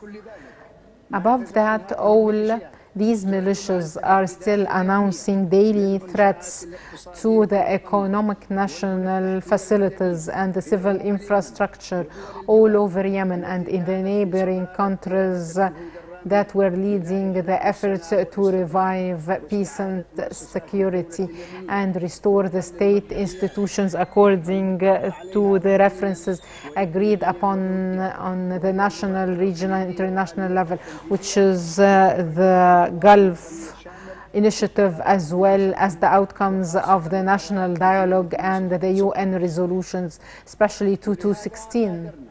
That's why we started amending our strategy to deal with this extremist group and classifying it as a terrorist organization, and we call on our brothers to do the same according to the events and developments and emphasizing the decision of the League of Arab States on the level of the permanent envoys on the 21st of January 2022 and endorsed afterwards by the Ministerial Council, calling on all countries to consider this as a terrorist organization.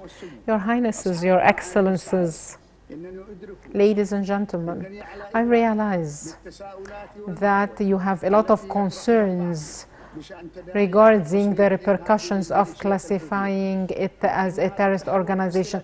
But this change in our strategy to deal with this group takes into consideration those concerns according to specific mechanisms, taking into consideration the facts and the economic and social realities, as well as the humanitarian concerns, the principles and the joint values on which the League of Arab States was established 77 years ago.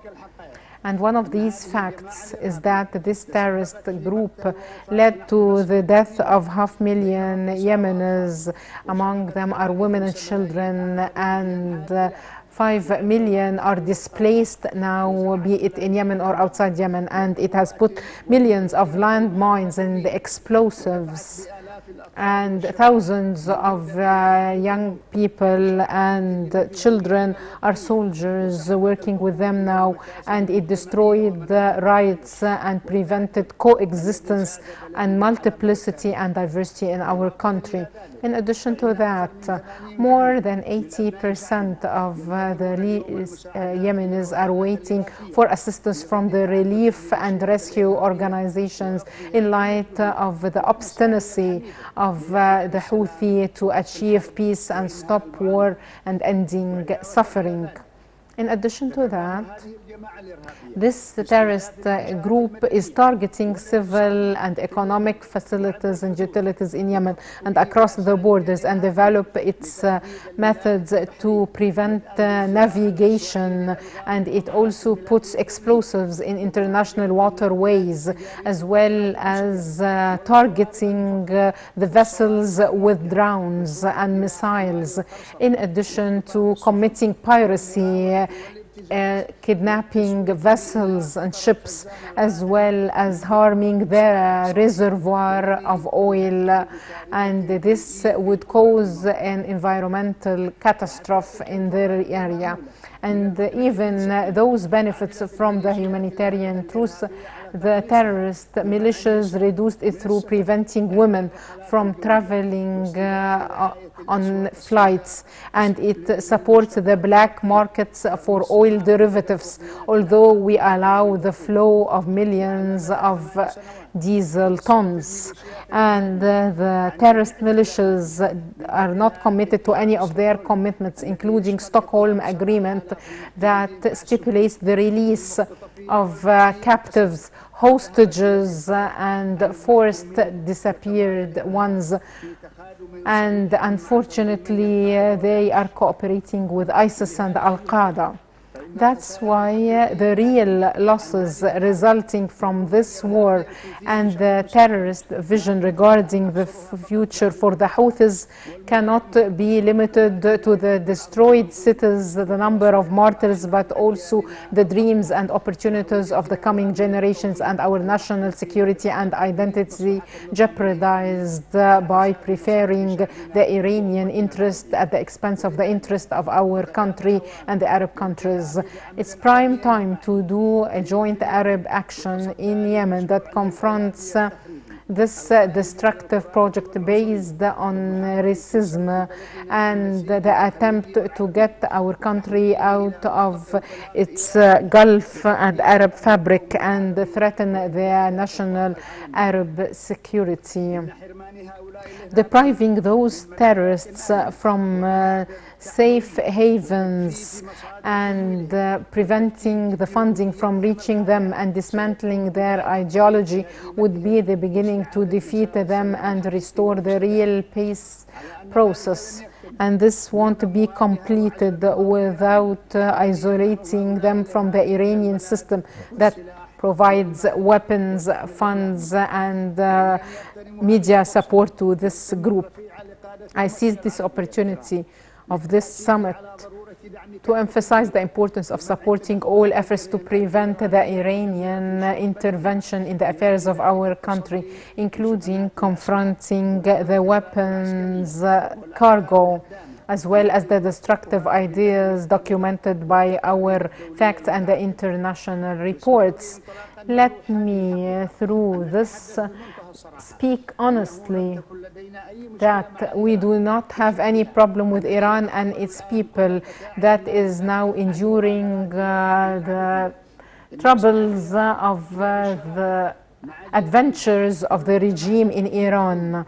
We want to focus on the prosperity of our country, and we want Iran to focus on the welfare and the prosperity of its people as well, and to stop destabilizing the countries. The words are not enough, dear brothers, to describe the volume of risks facing our national security, and this necessitates uniting all our efforts and mobilizing all the resources over years to put an end to this crisis. I fully realize what Yemen and other countries in the region are facing today are common challenges, and in case we do not face them, we are all going to be harmed without any exception. Your Highnesses, Your Excellencies, ladies and gentlemen, holding this conference comes at a very exceptional, complicated moment, on top of which is the war in Ukraine, climate change and its repercussions on our food security, especially with the armed conflicts and the humanitarian crises. This summit has responded to the file of the challenges facing our national security was a great thing, as our nations are looking forward to dealing with the problem of food security and to limit the repercussions of these intertwined crises and to provide the main commodities safely. No doubt the repercussions of these changes were clearer and more deep on food security in our country. Our country imports about 45% of its wheat needs from Ukraine and Russia. So I join the calls supporting the joint Arab action and building on the different initiatives to establish an economic bloc to achieve Arab food security and limit the destructive impacts of international crises, especially on the more vulnerable countries, as an Arab strategy to invest in our resources. Your Highnesses, Your Excellencies, brothers and sisters, after 7 decades of establishing this great organization, Palestine will always be our main cause and the example of the longest resistance in history.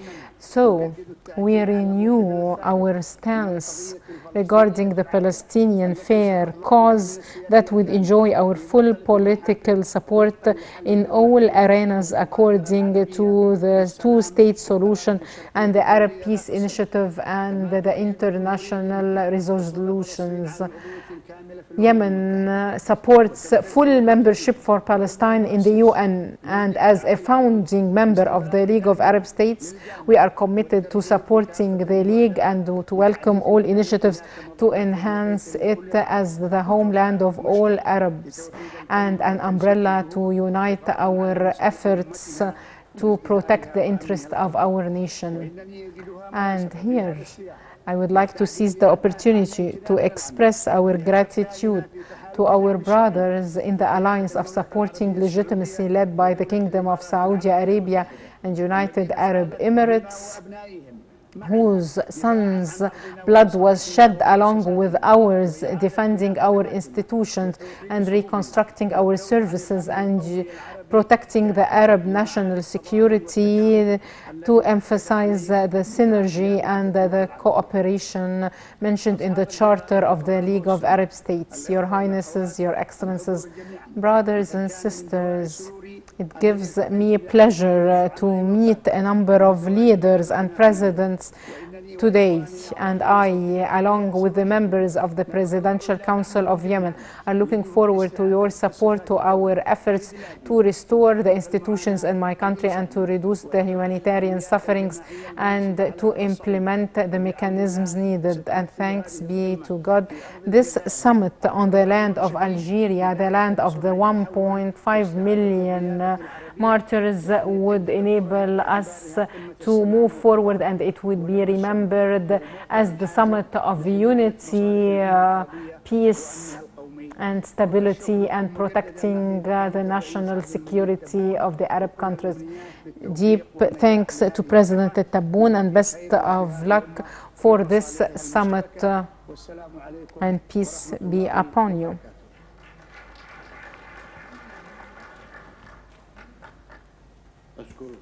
Thank you, Your Excellency, Dr. Rashad Mohammed, the head of the Yemeni Presidential Council. I would like to tell him that our hearts feel for Yemen, and we will always be supporting it.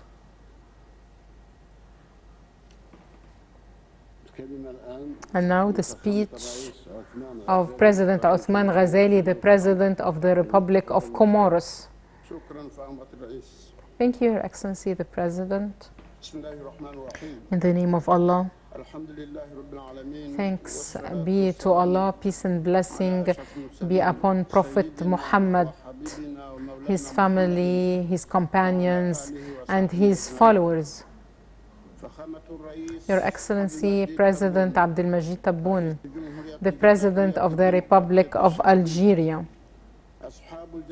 Your Highnesses, Your Excellencies, Your Excellency, the Secretary General of the League of Arab States, Your Highnesses, Your Excellencies, ladies and gentlemen, peace be upon you.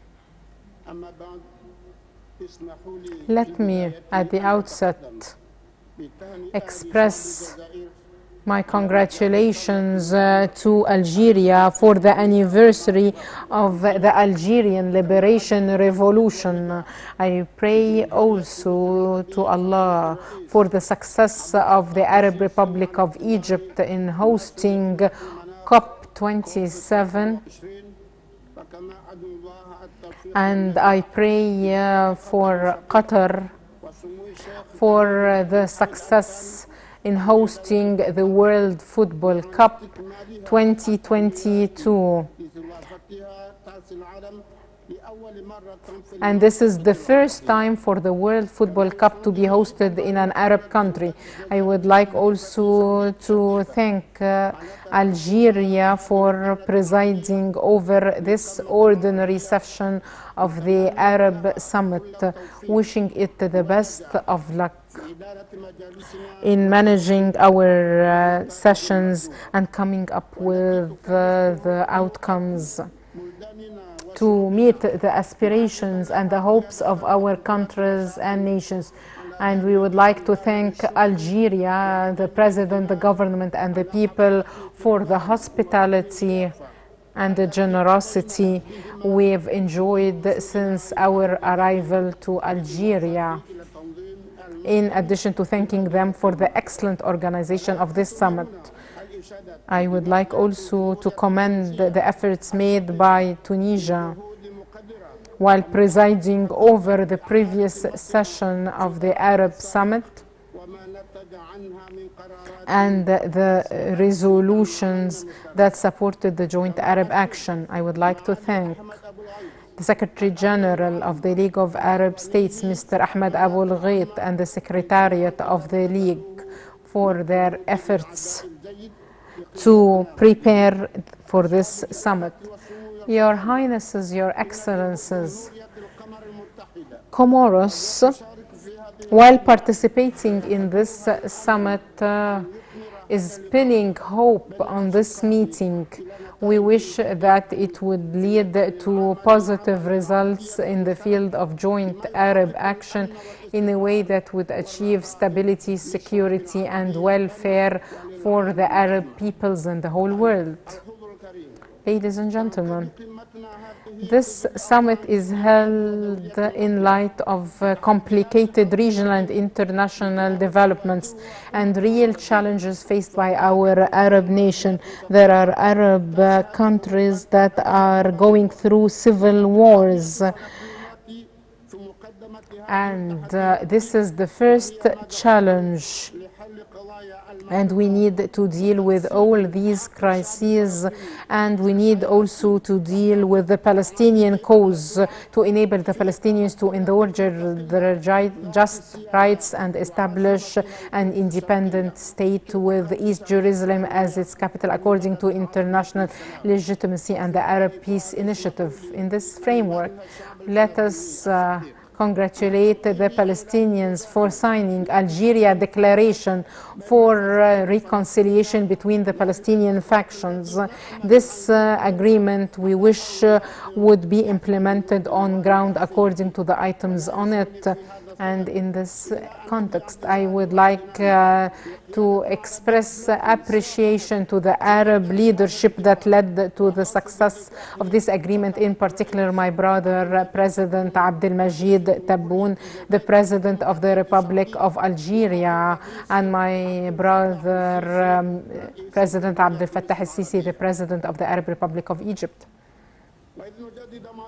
We would like also to renew our support to the Palestinian cause, and we support all the international parties, especially the tripartite committee, calling on them to exert more pressure on Israel to prevent continuing with its policy violating the international resolutions and legitimacy.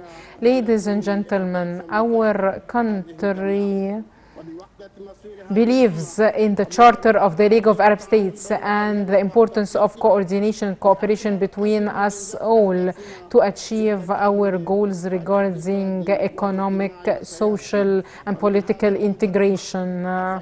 Accordingly, we thank all the Arab countries that supported and are supporting development in the Republic of Comoros, and we are looking forward to more cooperation and strategic partnerships in all fields.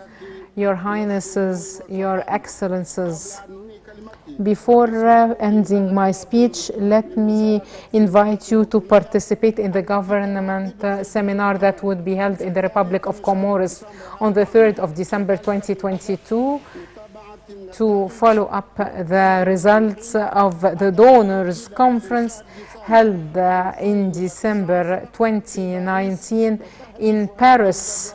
And this seminar aims at accelerating the implementation of the outcomes of this conference and enabling the government of Comoros to fund its development plan and its vision to develop Comoros by 2030.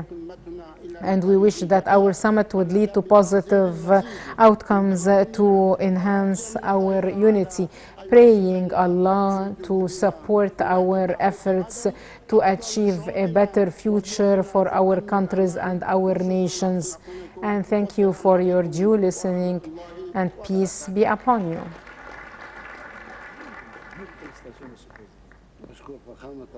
Thank you, Your Excellency President Othman Ghazali, the President of the Republic of Comoros, for the speech.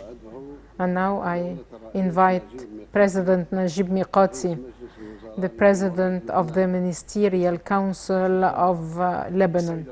Thank you, Mr. President Abdelmajid Tebboune, the President of the Republic of Algeria. Your Highnesses, Your Excellencies, Your Excellency, the Secretary General of the League of Arab States, at the outset, I would like to express thanks to Algeria, the President, the government, and the people for the hospitality and the excellent organization of the summit, as well as all the efforts provided for the success of this summit.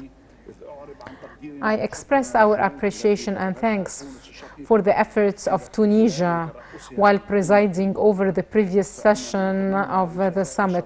We wish Algeria success in presiding over the 31st session of the summit.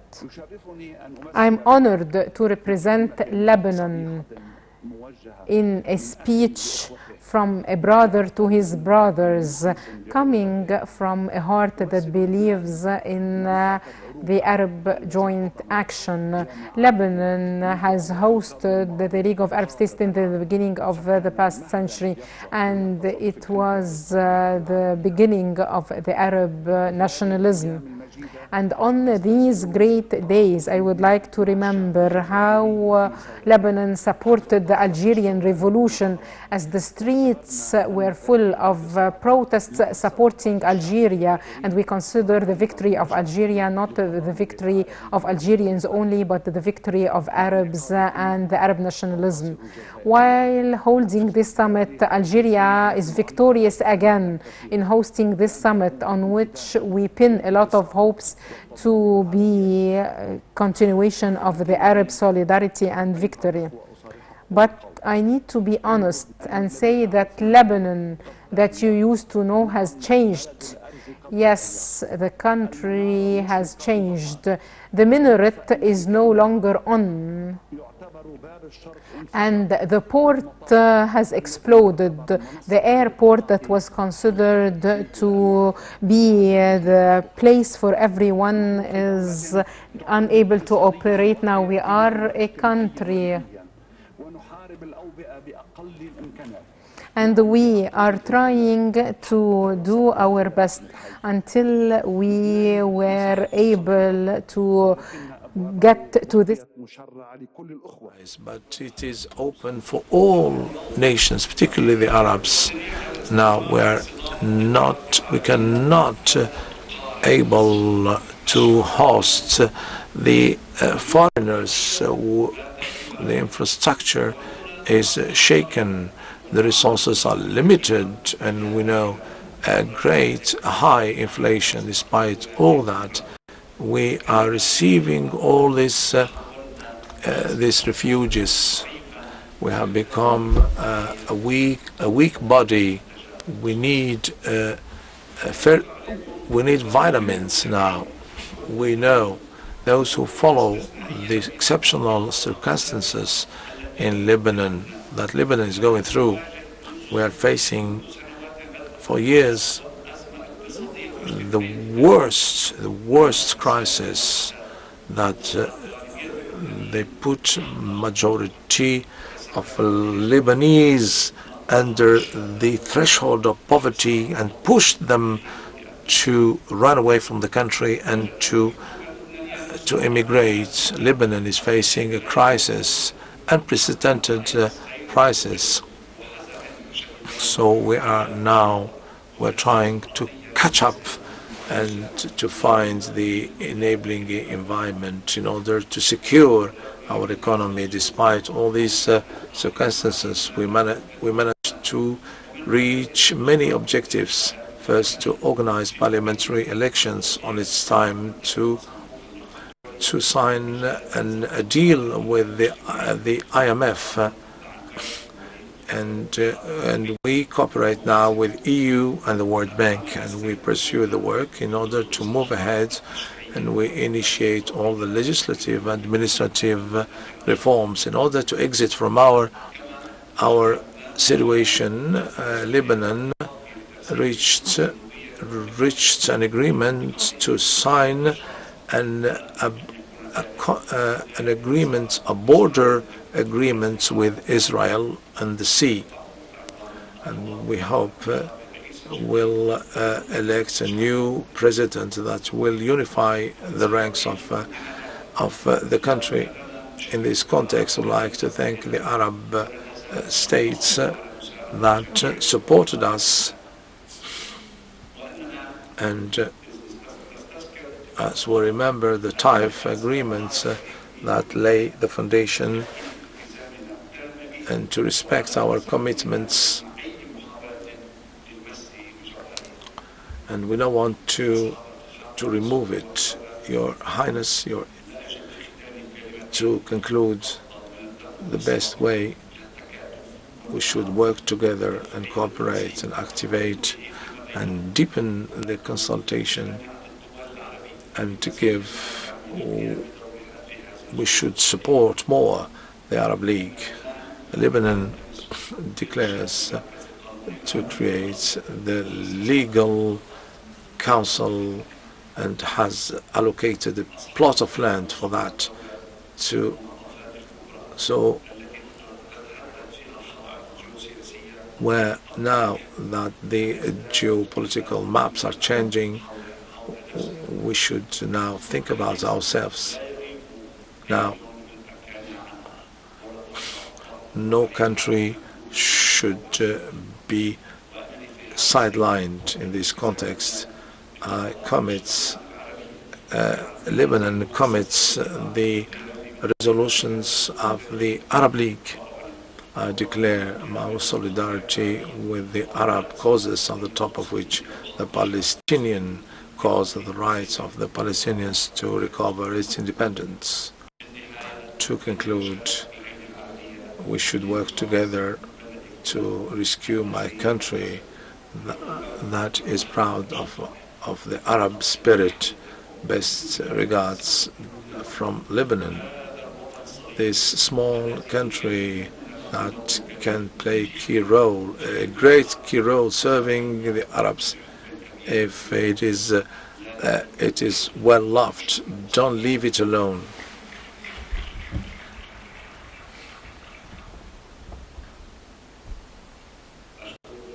Thank Mr. Miqati, the President of the Council of Ministers. As we said, separately, will be siding with you, with Lebanon. Thank you.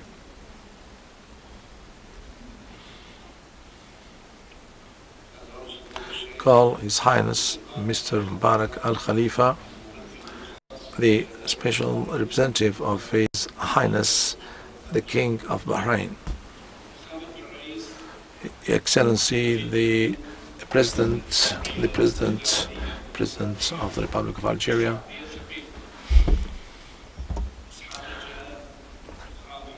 Your Highness, Excellencies Ahmed Al-Ghaith, Secretary General of the Arab League, Excellency, dear Assalamu alaikum. Peace upon you. I'm honored to convey to you the greetings His Majesty Malik bin Isa, the King of the Kingdom of Bahrain, wishing you full success for this summit. Representing him, that represents a crossroads for the common work and way to recovering solidarity, and in serving the people, his people. I'm honored to deliver this speech on behalf of His Majesty the King.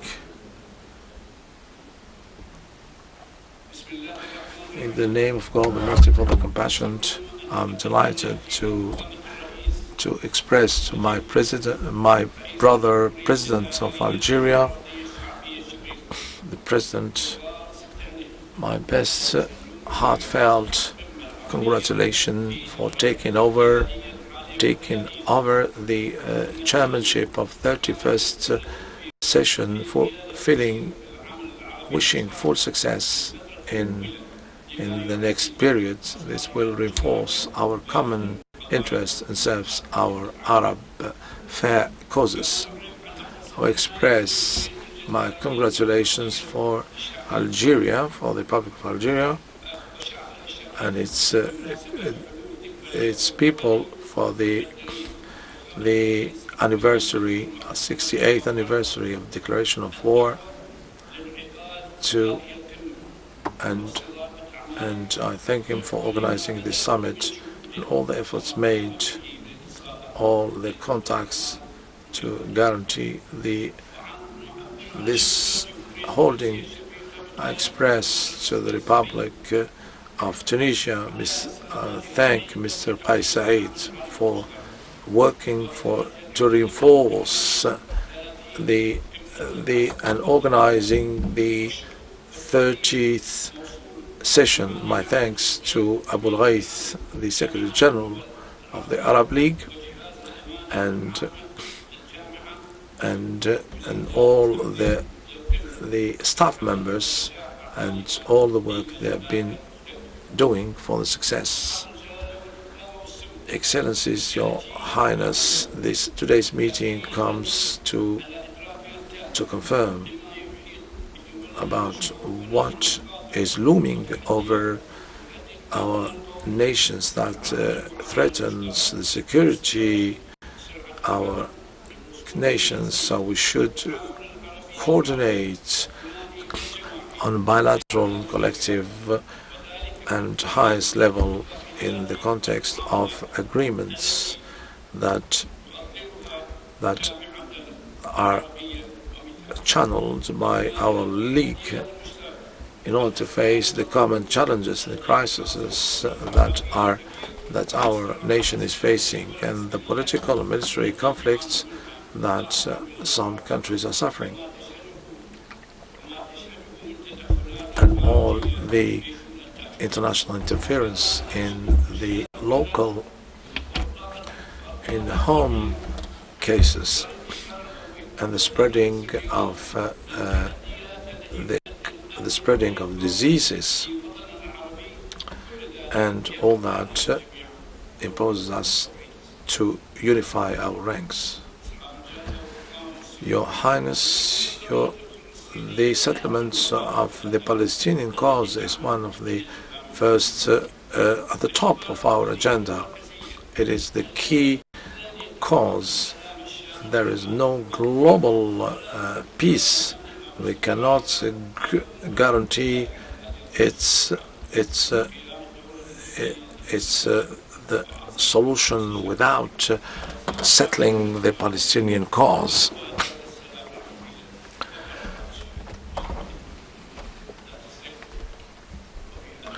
In this context, so I would like to praise the efforts of Algeria to host this meeting, the meeting of the Palestinian factions that led to the signature of the Declaration of Algiers. And this will help the Palestinians to get their independence, and the non-commitments of the good neighboring and non-interference in the internal affairs.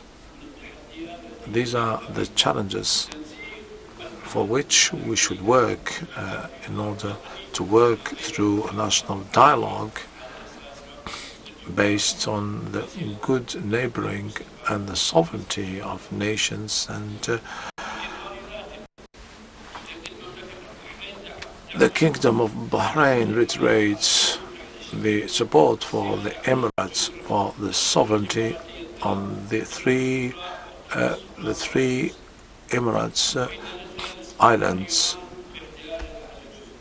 and we condemn their assault by Iran on these three islands. We call upon the Arab League to take and the Kingdom praises the efforts made by the Kingdom of Saudi Arabia and the Emirates in order to bring back peace and security and development in the Republic of Yemen. And we support the decision of the United Nations in order to find a solution for Yemen according to the international reference, in order to meet the aspirations of the Yemenis. Your Highness, Your Majesty, Your Excellency, our kingdom shares the concern expressed by all concerning the threat by using nuclear weapons and reiterates its position towards this danger and calls the international community to free the world from nuclear weapons, or to use it as a threat.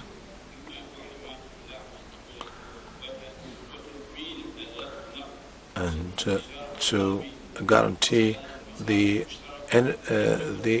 oil supply, energy supply, and to respect international conventions.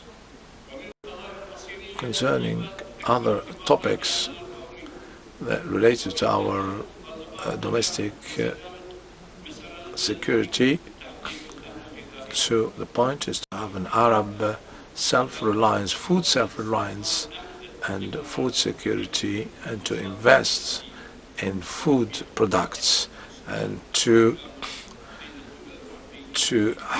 reach integration among the Arab nations.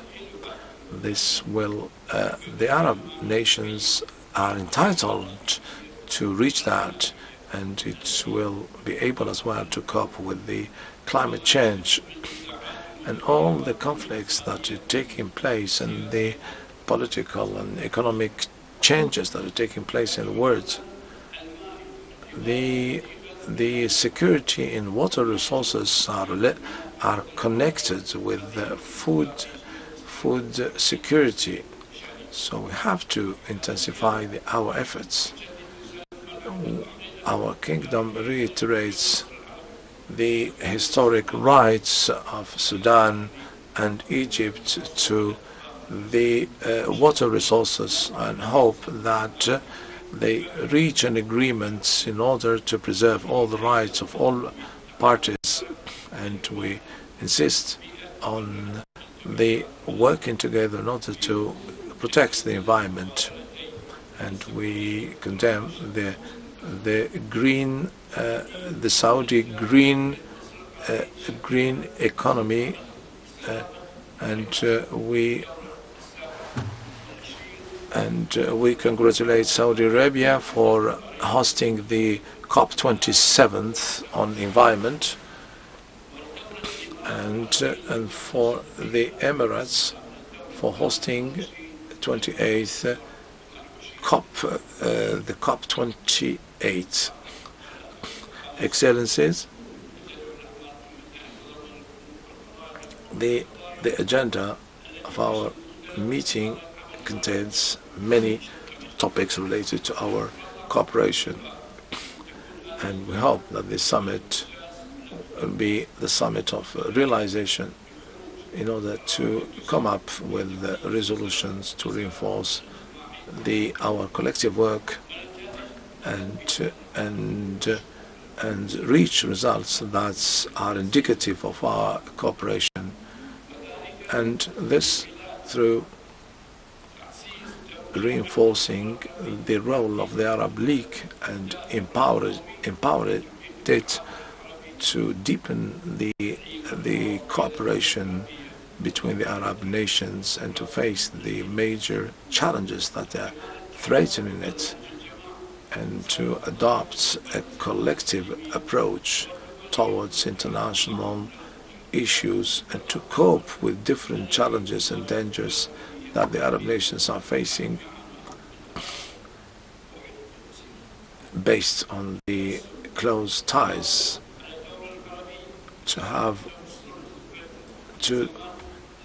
having a common approach and respect of the specificities of each nation, and do not allowing the international interference. These are the best way to contain conflicts and to make an end to the suffering of the people, and to reinforce the coordination and cooperation with the regional international institutions and blocks or entities, and the success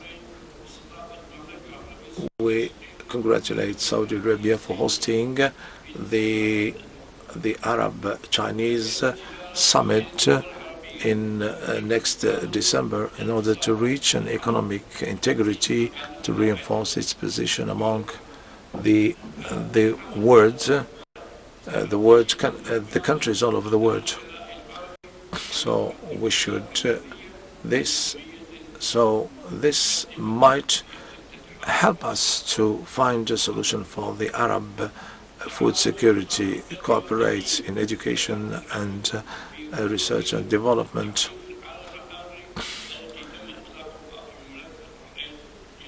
So we have a program that has been released in my country.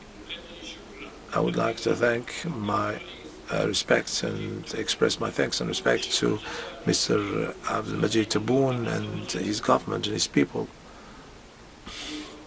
We're hoping that God will help us to succeed and bring interests for all our nations in all fields. Thank you.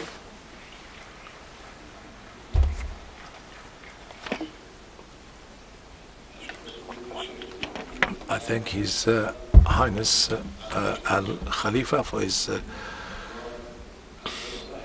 call, His Highness Faisal Farhan bin Abdullah Al Saud, the Minister of Foreign Affairs of Saudi Arabia, has the floor.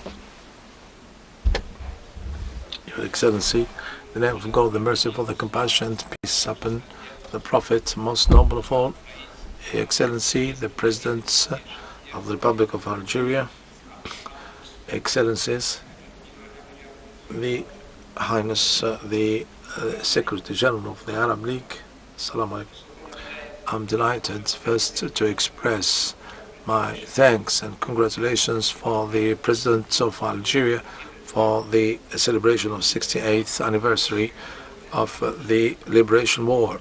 Wishing you full success and development. My respects as well, and thanks for the Algerian people for the hospitality extended to us. We thank the Republic of the Tunisia under the leadership of Said Qais for the efforts made for the previous summit. My thanks go for all the Secretary General, all they do for the success.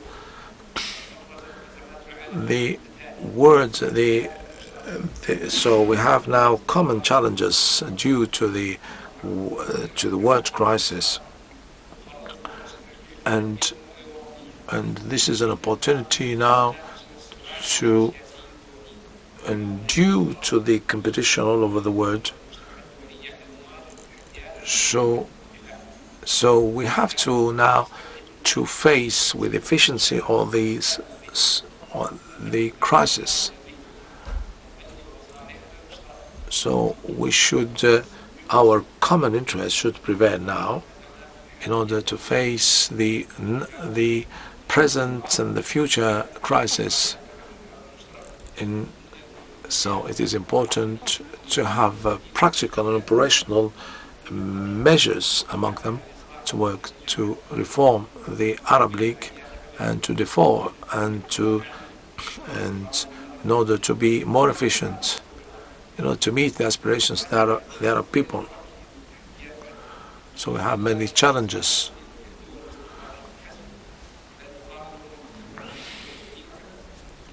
This will have an impact on all the Arab nations, and to avoid the international interference and we see the spreading of illegal mercenaries and militias, and this causes many tensions. So we should coordinate between us in order to enforce our national and regional security. We reject the domination at the expense of others. Should cooperate and dialogue with others based on the mutual respect and the common interest that will deepen the values of cooperation, bringing development and respecting our inspiring by our Sharia No one can impose their values, even though we respect the values of others. We're expecting in exchange that our values be respected. So there is a necessity then to develop our collective work. We aspire to provide the enabling environment to reach that through the cooperation and coordination with the Arab nations. The point is to reach the food security. In this context, we insist on the collective common work and to invest and to diversify the resources. And our hope is we have a project of 2030 to contribute with the Arab nations, and we should reinforce our future for the coming generations. Thank you. The Palestinian cause is at the core of our concerns, so that Palestinians will recover their independence based on the border of 1967, and Saudi Arabia adopts the decision or the outcomes of the Declaration of Algiers in order to unify the ranks, in order to reach peace. And so we reiterate our support.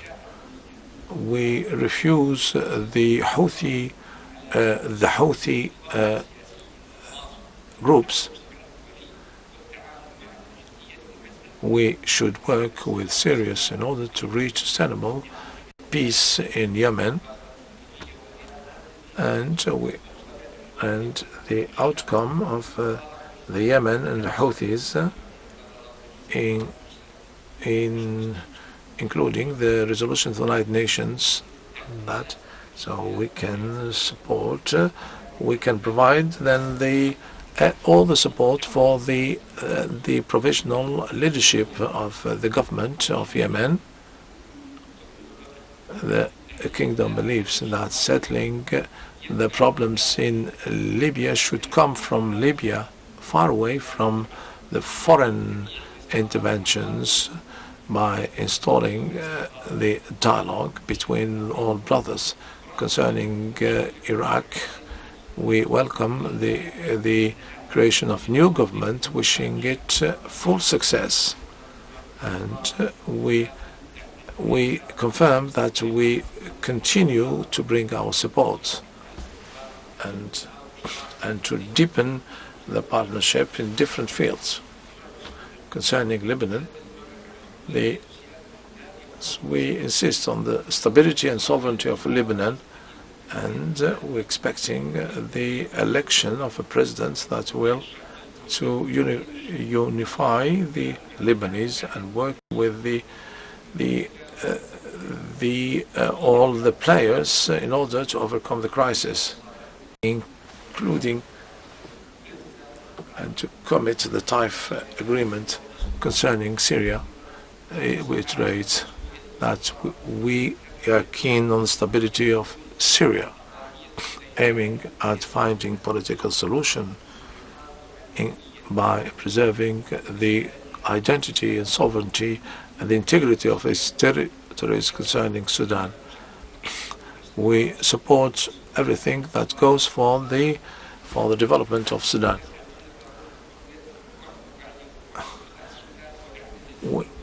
We intensify the international efforts in order to have a dialogue between all the components of the parties. It gives much importance for the humanitarian aid.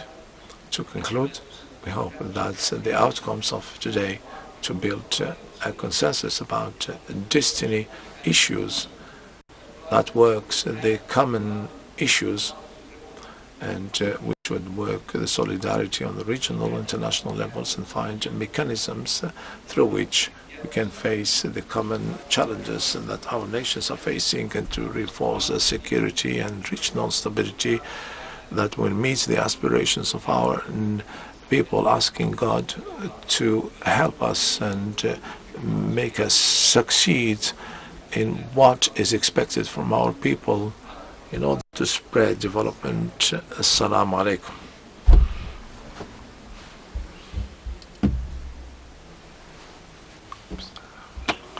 Thank His Highness Amir Faisal Farhat Al Saud, the Minister of the Foreign Affairs of Saudi Arabia, for his valuable speech. That was the last speaker. Let's move the second phase of the closed session. Thank the guests and the media. Ask them to leave the room. It will be in closed session. He's asking the media and the guests to leave the room because it's a closed in camera. It's a closed session.